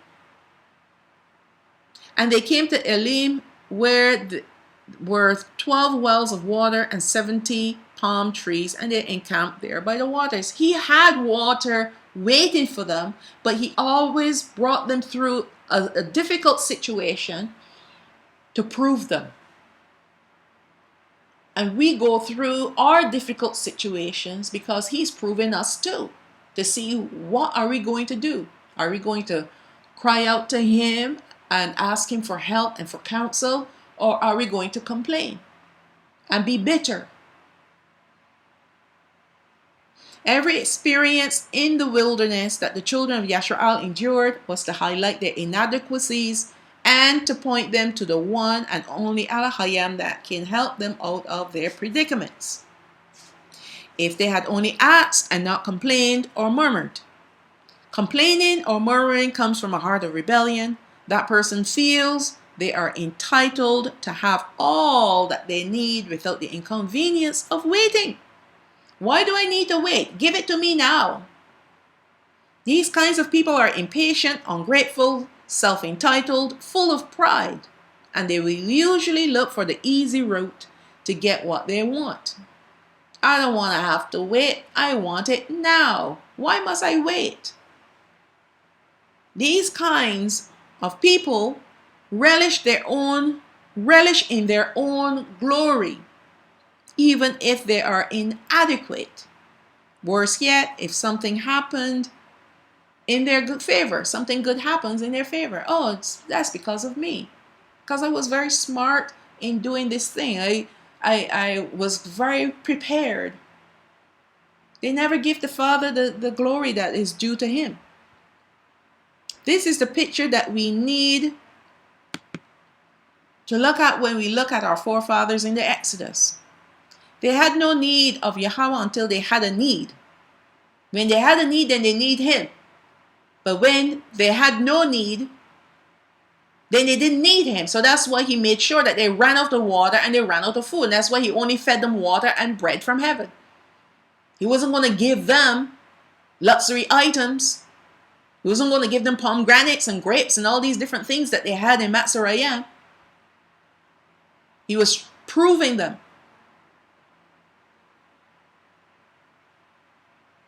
And for a season, they glorified him until the next event where they suffered a need. That's how we are today.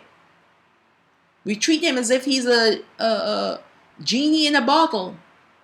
When we want something, we rub the bottle and he pops up and we make our requests be known. He provides and then he pops back into the bottle and we put that bottle on the shelf. We only need him when we have a need. He's not that. He's greater. He's the greatest. He is the creator of all things. And we are the creation. He is the potter. We are the clay. How can we as clay order him around and treat him as if he's our slave?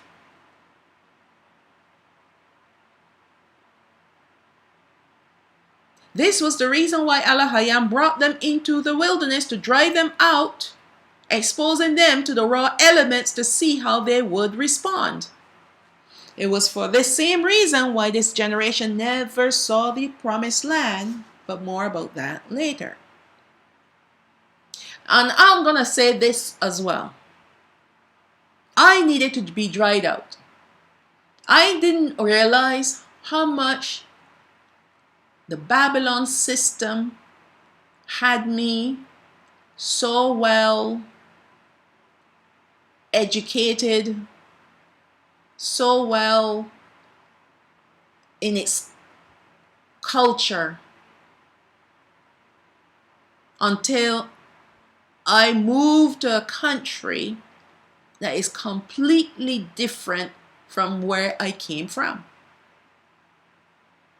How I live now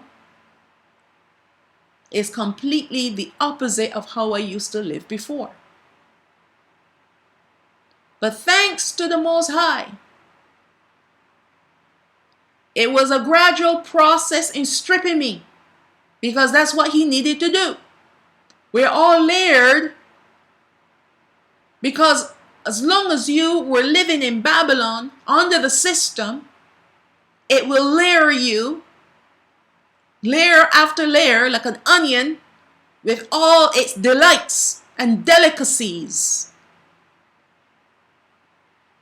And you might think it sounds romantic. We're going to go on a second Exodus into a wilderness. But yet, there's some that have other ideas of how they're going to get there with luxury liners. And then there's some people that are packing everything but the kitchen sink because they must not have a need when they go into the wilderness.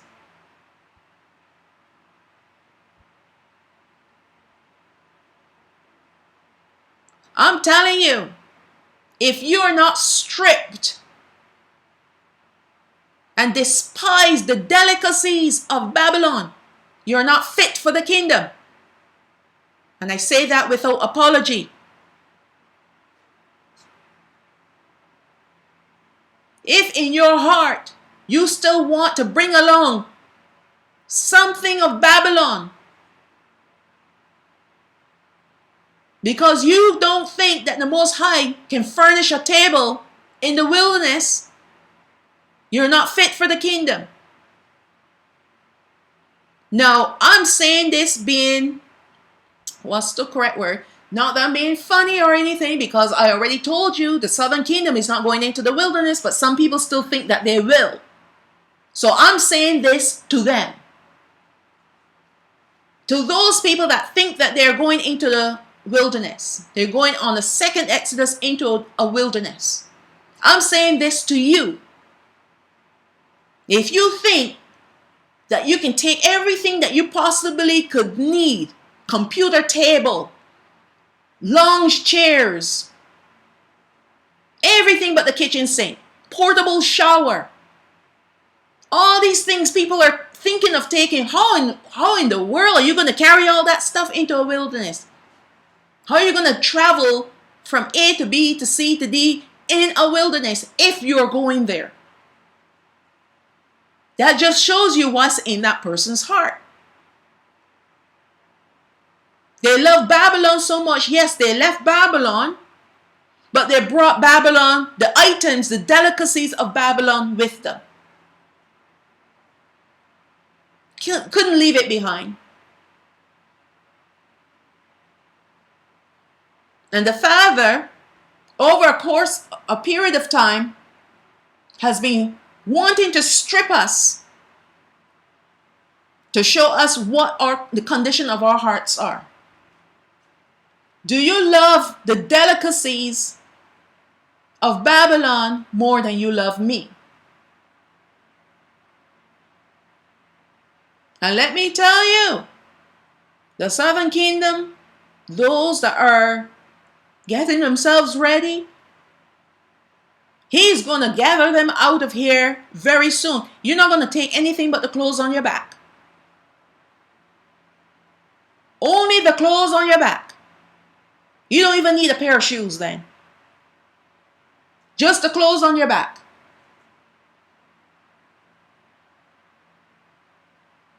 All these different items that you think you're going to need, you don't need it. Because where he's taken us, he has provisions for us there. And if you want to know where there is, go to the Chariots of Yasharaal, and I have it all spelled. I have it in great detail there. Don't want to be repeating myself. But for those people that are convinced that they're going into a wilderness, they may go into a wilderness and die there. Because he's done with you. And don't think that you can hitch your wagon to the northern kingdom when they're going to the wilderness. Because he's not bringing the two tribes together. And that I will cover later on. I've already said it in my other videos. I'm going to go into detail why this is going to happen this way. You may go into a wilderness but to die. Because if you don't make it out this time, that means that he's done with you. Now, there may be a couple of people that may wake up and realize they were wrong and repent. You're still going to die, but at least you're not going to perish. Your life will be taken from you. You'll be killed in righteousness. Because trust me, the enemy is coming after you. When we're gone, he's coming after you. So either you perish in vain or you perish in righteousness. You die in righteousness. You die as a martyr. I don't even want to use the word perish, because perish, it means that that's it. You're heading straight for the lake of fire. But if you are martyred because you stood on righteousness, you repented, and you said, forgive me, I was wrong, I was misinformed, and I believed it. Forgive me, Father. And you die, and you will die. Take it from me, you will die. It will not be in vain. That's why the fifth seal, those are the people that were slaughtered for their testimony of Hamashiach. And that's what's going to happen after we left. Some people are going to change their hearts. But they're not going to be able to join us until the millennial reign. And that's why I'm saying this to you. If you're left behind, repent and do the first works.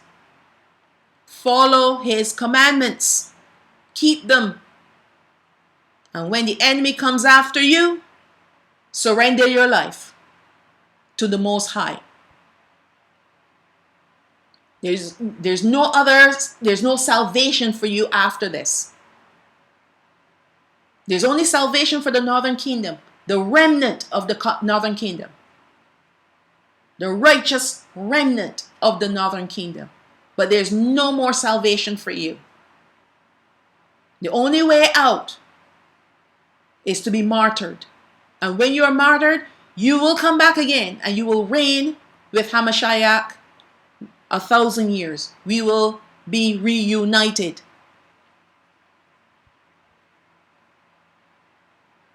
But this is not what those liars out there are teaching the people. They're teaching, oh, everyone is going to go into the Exodus, and yes, some of the rebels are going to come up, but it's going to be a large group of people that he is going to deliver, and all 12 tribes from all these other tribes that are coming from Guatemala and Cuba and Puerto Rico and Mexico, and all these different ones are going to jump. Oh my, talking about a fantasy. These people have a fantasy. But that's a topic for another time, because I'm not going to go into the 12 tribes just yet.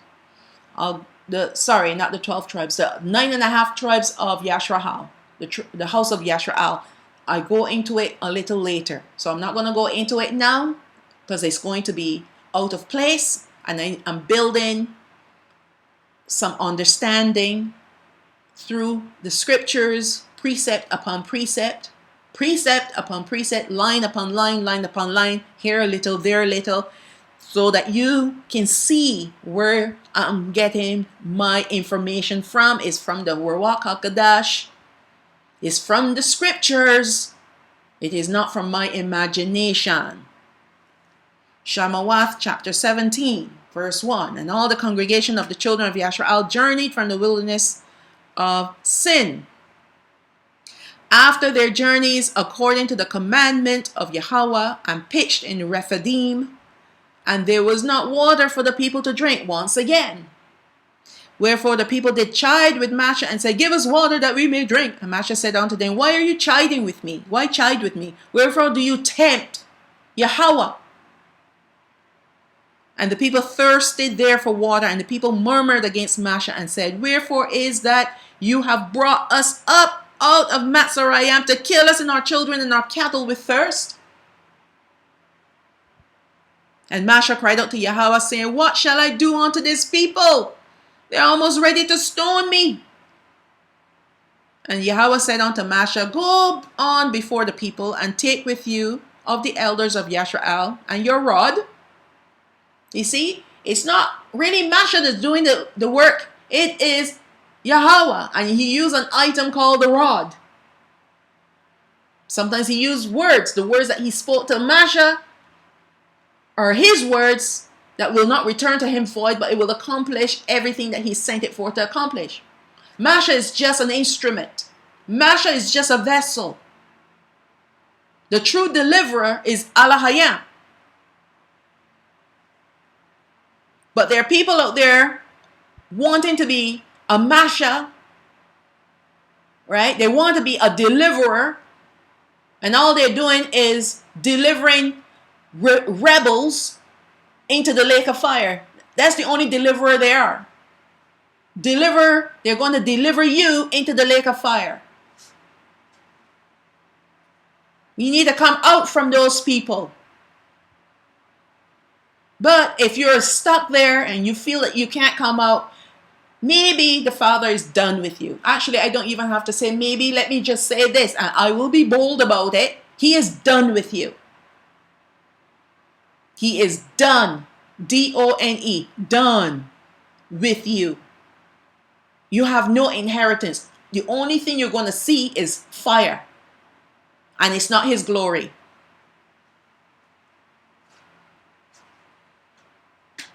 Verse 6. Sorry, let me continue verse 5. And with your rod, take your rod with you, and wherewith you smote the river, take in your hand and go. So he sending Masha with the rod to go. He said, verse 6, Behold, I will stand before you there upon the rock in Horeb. You see, he's there. He's doing it all. Masha isn't doing anything really. He is walking in the commandment, the instruction of the Most High.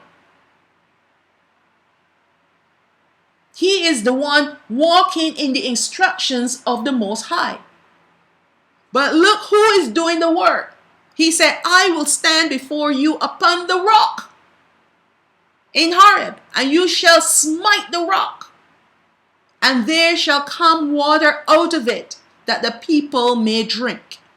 And Masha did so in the sight of the elders of Yasharaal. He is the one who's doing the work.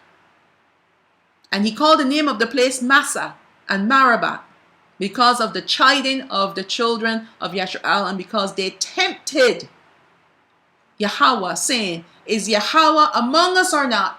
Is he here or not? How come we are starving? How come we don't have any water? I hear this too on different channels. And they're almost so, to me, they're so blasphemous. Where is the Most High? Where is he? That he's allowing these things to be happening to us. Where is he? Why is he sitting back and watching this thing happening? And I'm thinking to myself, do you know who you are speaking about? Do you not fear what he can and will do to you? Because you speak to him as if he is your child. He's your little, sometimes you have friends and you have like really close friend where you treat them with respect, and then you have the other friend, you have another kind of friend that you could say anything to them and they'll be so, okay, all right, you can say anything to them, you can insult them, they will still want to be your friend because they're desperate for friendship, and they think that you were probably like one of the cool cats. So they want to hang out with the cool cats, even though they're being insulted and treated poorly. Well, some people treat Allah Hayam that way. They treat him poorly. They talk about him as if he is not the creator of the heavens and the earth and everything in it. What is he doing? He's just sitting there doing what? Why doesn't he do something about these people? You really don't know who he is. Because if you know who he is, you also know how he works.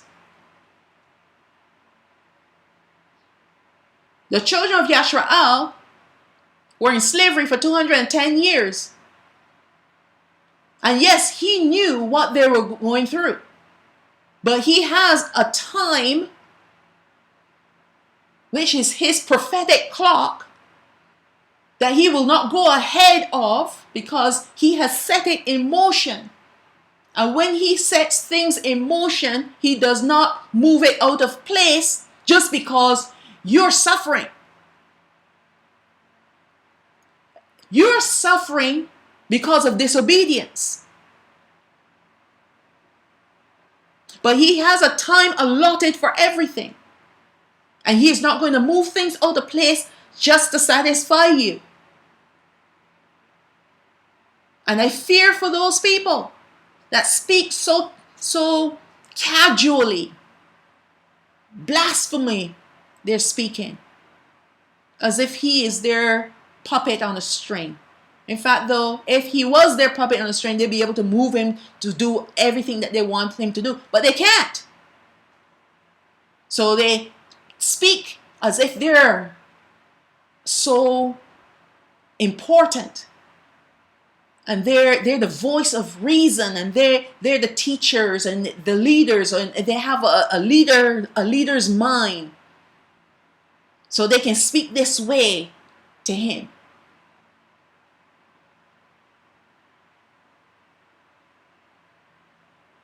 And he doesn't even respond to them, because if he did, they would change their hearts and they will speak to him with reverence. Speak of him with reverence. But they have no respect for him. And I wonder, I'm like, excuse me. I wonder, do you read the same scriptures that I read? He must be hallowed. And if you speak to him with such disrespect, how do you expect the world, the other nations, first of all, to respect him and then to respect you? You don't need them to respect you. No, I agree with that. But still, it's a mental thing. How can you expect the world to reverence him when you yourself, who's supposed to be called by his name, don't reverence him? How is that even possible? You're disrespecting him. You're no better than the Gentiles. They have to follow their father's way of thinking, which is the devil. They're done. They're going to perish. They're doing what their father tells them to do.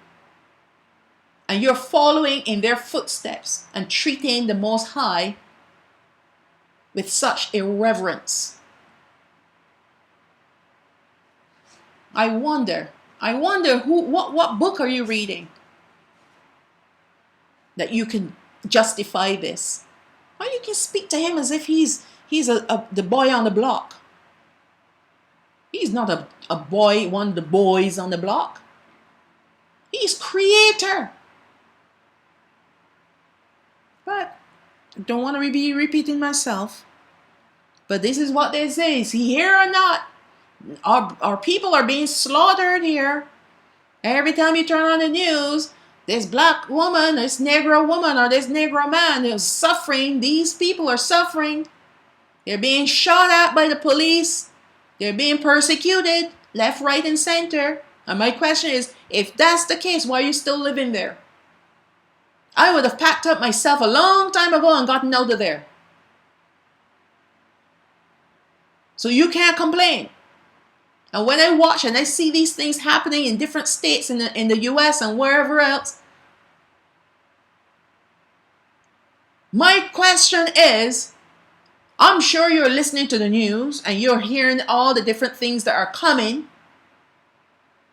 Why are you still there? Oh, you have any money, but you have a house. Sell it. Whatever you could get for it. Take it. Sell your things. Sell your car. Start to liquefy your assets. And get out of there. But no, you can't do that because you want to continue living large. You want to keep your house. You want to keep your car. You want to keep your job.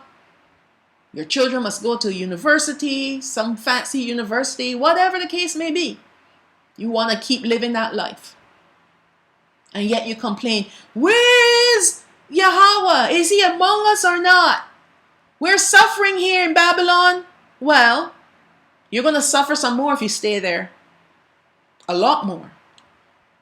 There are so many occasions that the children of Yasharaal murmured and complained every step of the way in their journey through the wilderness. This caused their journey to be prolonged rather than be a short journey from Goshen to the promised land, which is at the most a few weeks long.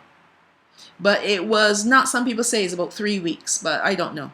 But it was not about the physical journey through the wilderness, but rather the spiritual journey in their wilderness that was to awaken them to give up their pagan ways that they acquired in Matzarayim, and even the gods that they had hidden in their hearts. We had a lot of pagan ways and pagan way of thinking and idols in our hearts. Remember, some of us were brought up in the church. So we had that pagan god called Jesus Christ, Lord. Well, I should say gods, because we had Lord, God, and all these different ones. Even Jehovah is a pagan god. Then Yahweh is a pagan god. All these are pagan gods. After you left the church, then you enter into a camp. And in the camp, you're taught about Ahaya, which is another pagan god. Then you are taught Yahweh, Yahuwah. All these are pagan gods. These are all Canaanite gods. Excuse me. All these are pagan gods.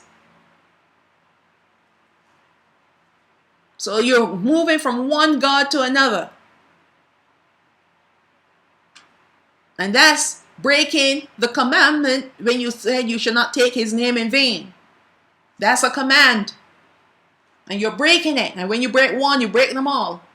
Taking his name in vain meaning make his name empty by worshiping other gods. Yahawah brought his people out of bondage to bring them through the wilderness and teach them how to live righteously and in holiness. This is the purpose of the wilderness. Because he was transforming them from the dwellers in Mitzrayim, Babylon, a type of Babylon, into his righteous, holy people where he can come and dwell in their midst and have a covenant with them.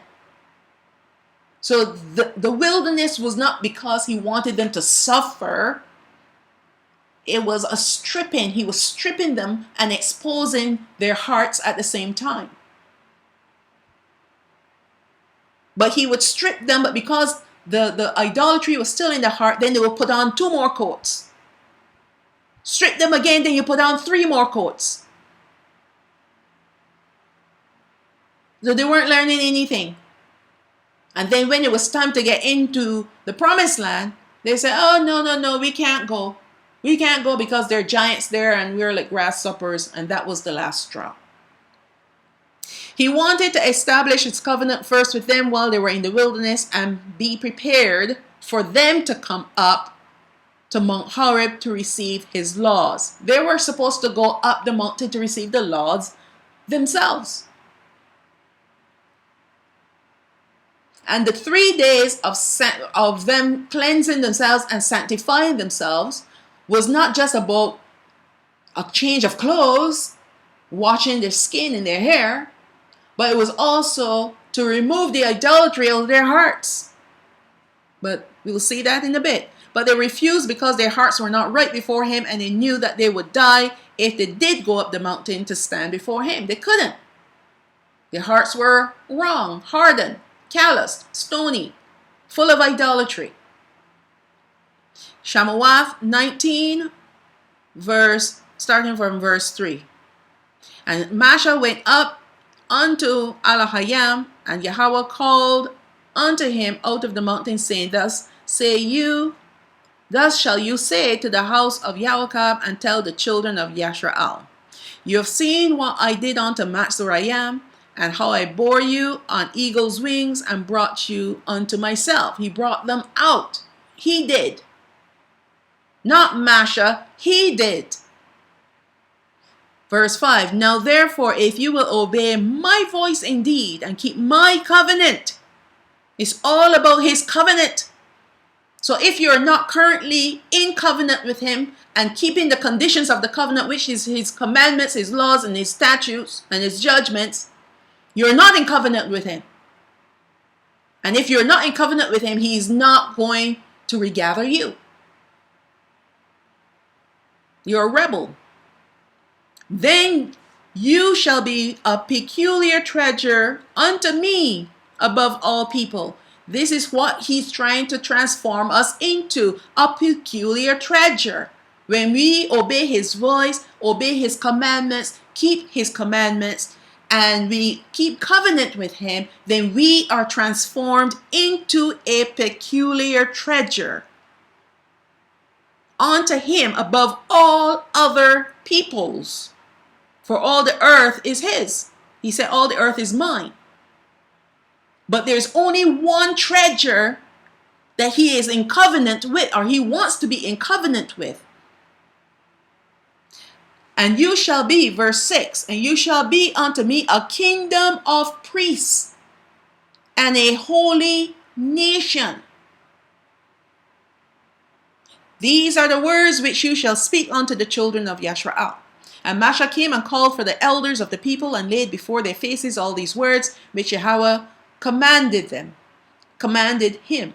And the people answered together and said, all that Yahawah have spoken we will do.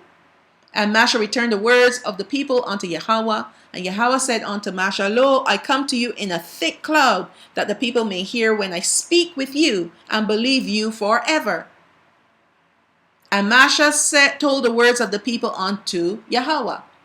And Yahawah said unto Masha, Go unto the people and sanctify them today and tomorrow, and let them wash their clothes, and be ready against the third day. For the third day Yahawah will come down in the sight of all the people upon Mount Sinai. And you shall set bounds unto the people round about, saying, Take heed to yourselves that you go not up into the mount, nor touch the border of it. Whosoever touches the mount shall be surely put to death. There shall not a hand touch it, but he shall surely be stoned or shot through, whether it be beast or man, it shall not live. When the trumpet sounds long, they shall come up to the mount. So he had specific instructions that they were supposed to obey. This is how he is, right? He's not going to say, I'm going to come down to the mountain and then people can break through and come to the mountain and touch. And no, he had specific instructions that they were supposed to obey. Obedience is better than sacrifice. He said, don't touch the mountain. Don't even touch the border of it. Otherwise, I'm going to kill you. You are supposed to stand back and wait. Wait until the trumpet sounds long, and then you come up. Not before, but when the trumpet sounds long. And Masha, verse 14, went down from the mount unto the people, and they washed their clothes.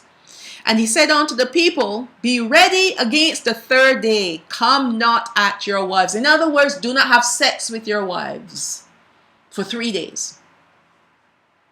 Now, how many men can handle that? How many of the men today can handle that? To sanctify themselves for 3 days, meaning not having sex with their wives for 3 days.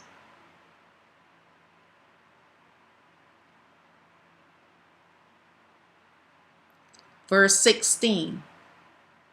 And it came to pass on the third day in the morning that there were thunders and lightnings and a thick cloud upon the mount, and the voice of the trumpet exceeding loud, so that the people that was in the camp trembled. They trembled out of fright, not out of reverential fear, not of awe, but pure fright. And Masha brought forth the people out of the camp to meet with Abaraham, and they stood at the nether part of the mountain, meaning the lower part, by the boundary of the mountain. And Mount Sinai was altogether on a smoke, meaning that there was smoke on the top of the mountain, because Yahawah descended upon it in fire. That's his glory. And the cloud, which is also his glory, thereof ascended as the smoke of a furnace. So imagine you have fire and you have the smoke going right up to the mountain, right up to the heavens, like the smoke of a furnace. When you think of a furnace, there's smoke coming up and it's wisping its way all the way up into the upper atmosphere. But that's not the smoke of a furnace. It looked like that, but this is his glory. And the whole mountain quaked greatly. So not only you have the fire, you have the smoke, and you have the trumpet blowing, now the mountain is shaking. And all the surrounding areas are shaking greatly. We're not talking about a little seismic activity here. We're talking about shaking, because he's coming down. Hallelujah. He's coming down. And the voice of the trumpet sounded long and waxed louder and louder. because he's coming down. And Masha spoke, and Abaraham answered him by voice. Everyone heard his voice. And when you hear his voice, you have to tremble. Shalawam 20 verse 18. And all the people saw the thunderings and the lightnings and the noise of the trumpet and the mountain smoking. And when the people saw it, they removed and stood afar off. They were supposed to draw near, but they stepped back. They withdrew themselves because their hearts were not right. And they said unto Masha, you speak with us and we will hear. But let not Abaraham speak with us lest we die. And Masha said unto the people, verse 20, fear not, for Abaraham is come to prove you, and that his fear may be before your faces, that you sin not. And the people stood afar off, and Masha drew near unto the thick darkness. How many of us will be like Masha? And how many of us will be like our forefathers that withdrew themselves? I'm telling you, that sex thing might have caused them to withdraw themselves as well. Yahawah made preparations for the people, the children of Yasharaal, to come up the mountain to receive the laws, because he's always wanted to write the laws on our hearts and on our minds. They had to write it in stone. Hearts were stony. But they refused because of the idolatry hidden in their hearts. They sent Masha instead to receive all that Yahawah had for them, and for him to relay the words of Abaraham to them. It was not fear due to reverence that they felt. It was fright due to the conflict that was in their hearts because of idolatry. There was some warfare going on there. There was an inexplicable desire to withdraw from the presence of Yahawah because they knew that they would die.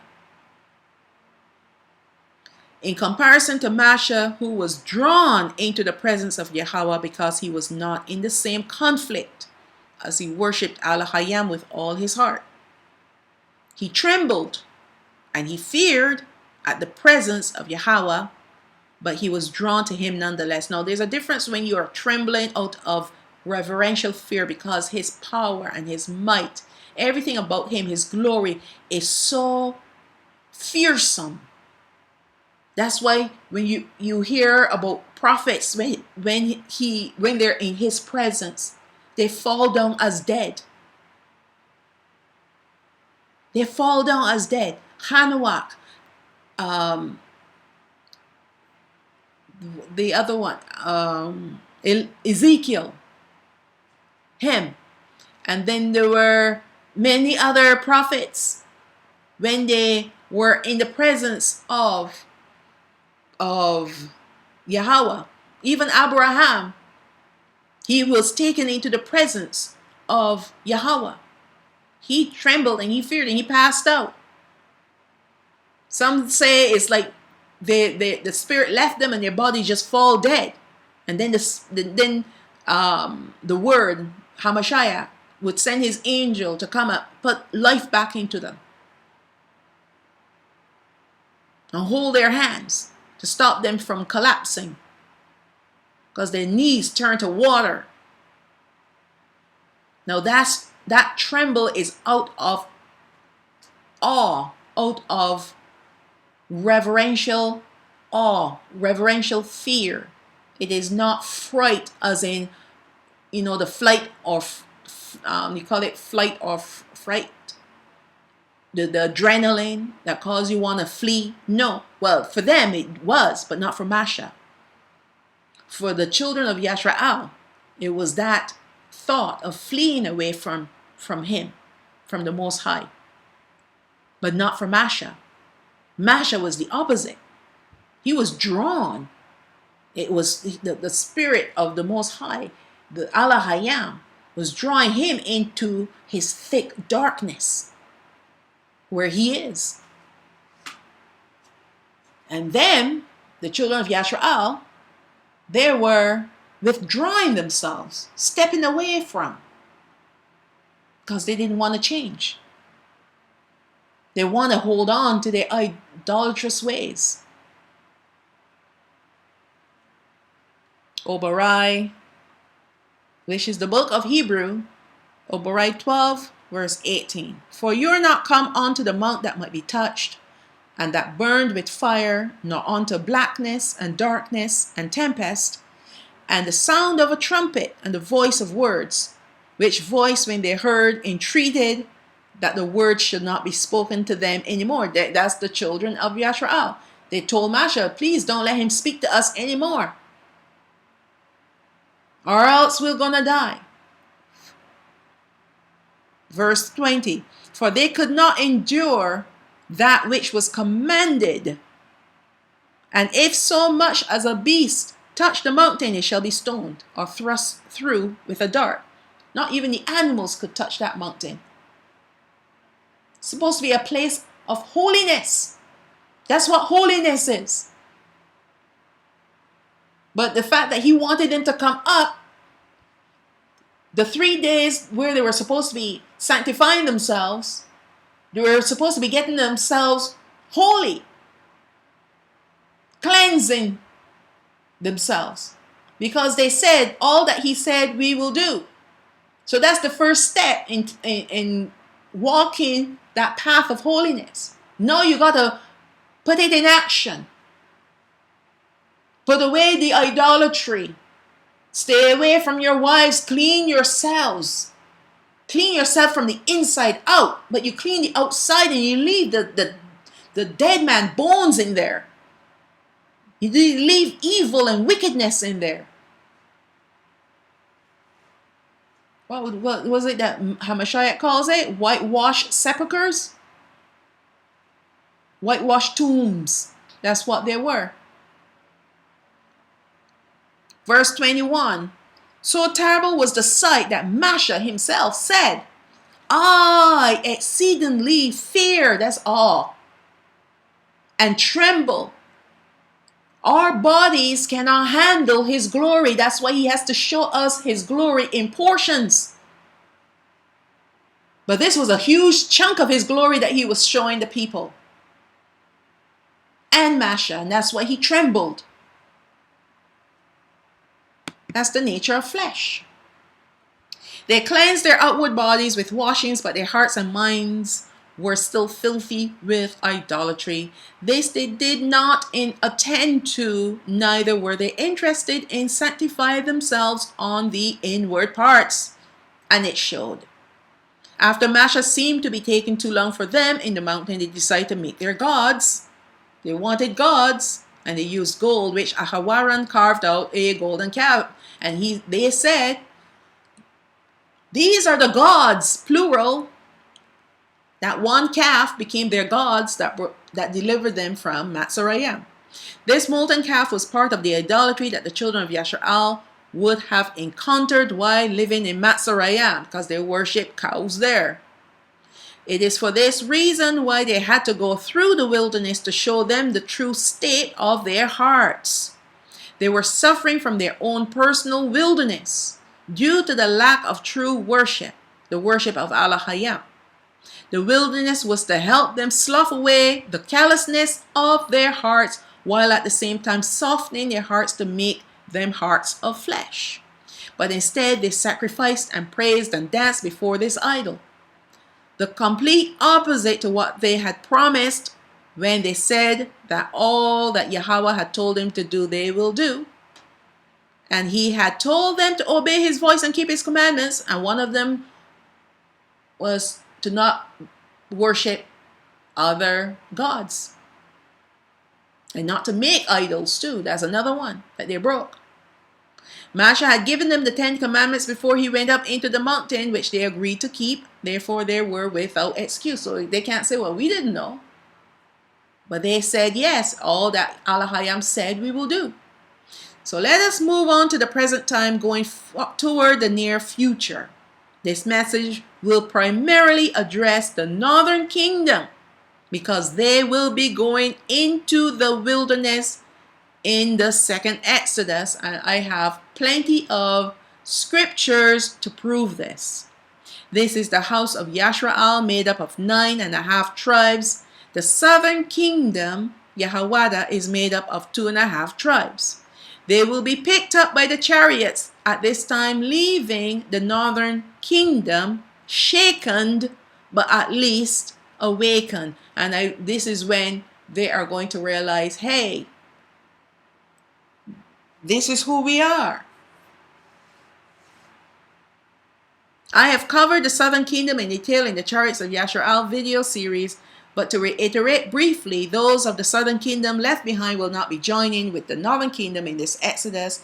We have been divided for a very long time, and we are enmity against each other. We hate each other. Listen, if we can't even get along amongst our 2.5 tribes, how can we possibly think that we will get along with the other 9.5 tribes? Common sense. We can't even get along with the 2.5 tribes that we are together, but we want to include, or we want to go into a wilderness with the 9.5 tribes. And we were always enmity against each other. That's why he sent them away first. And then he sent us out afterwards. Abaraham have been dealing with us as individual groups until the time of our sifting, regathering, and then our reunion with each other. That's how it's going to go, folks. He's going to sift us, then he's going to regather us, and then we'll be reunited with each other. It will not be done in the wilderness. No, that's where we're going to be sifted. He's going to weed out the rebels in the wilderness for the northern kingdom. But it will be done during the 1,000-year reign of Hamashiach. So when he comes down to start his millennial reign for the 1,000 years, then the southern kingdom will be coming with him, and we will be together as the 12 tribes of Yasharaal once again. And we will all be the righteous remnant.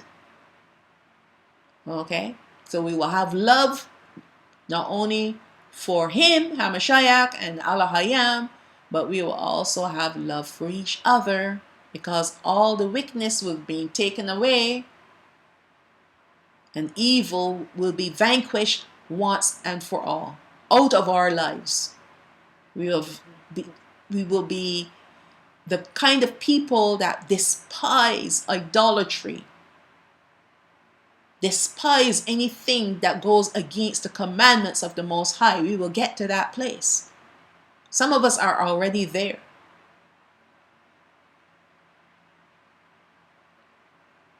Another thing that we have to realize is that the prophets in the Bible prophesied to these two groups individually. So sometimes the prophecy is directed to the house of Yasharaal. Sometimes the prophecies are directed to the house of Yahawah. Never to us as one group, the 12 tribes of Yasharaal. We're divided, and we will remain divided until the time of Hamashiach's reign on the earth for 1,000 years. Many are confusing the prophecies and applying them to the 12 tribes when in fact they are not addressed, when they have not addressed them as one group of people, right? Because they hear Yasharaal, they think 12 tribes. You need to take a deeper look at what they're actually saying. Remember, we are divided. They will not be speaking to us together as 12 tribes. All right? They may mention both groups in the same sentence, and they have done that. But they're not grouping them together. They're grouping us together as one kingdom, one nation. No. We are a separated people, and we will remain separated until the time of Hamashiach's 1,000-year reign. Okay, so that's it for this part 1. And the next section, part 2, we will be looking at some more scriptures and delving even deeper. We've looked at the past. Now we understand what the past is all about. When they went into the wilderness, it was not their punishment. It was to strip them of their idolatrous ways, to remove their stony hearts and give them a heart of flesh, to give them the covenant, to give them the commandments, the laws, and the statutes, so that they can keep the covenant, so that the Most High can dwell in their midst and then lead them into the promised land. But it did not work out that way, because they murmured and complained all along the way, proving the Most High, testing him and tempting him with their ungrateful ways, right, and their rebellious ways, to the point where he killed them off in the wilderness over a span of 40 years, with the exception of 2 men and their families. So this time around, this wilderness, the second exodus into the wilderness, will not be like that. Yes, you're going to have a whole bunch of people starting out from different locations, not one, different locations. They will be coming out, but all along the way, he's going to just strike them off. Strike them off. All right? And we're going to look at scriptures that will show you this, what he is going to do. And so I bid you Shalawam, Shalawam. I will look forward to presenting you the part 2 to this very, very interesting lesson.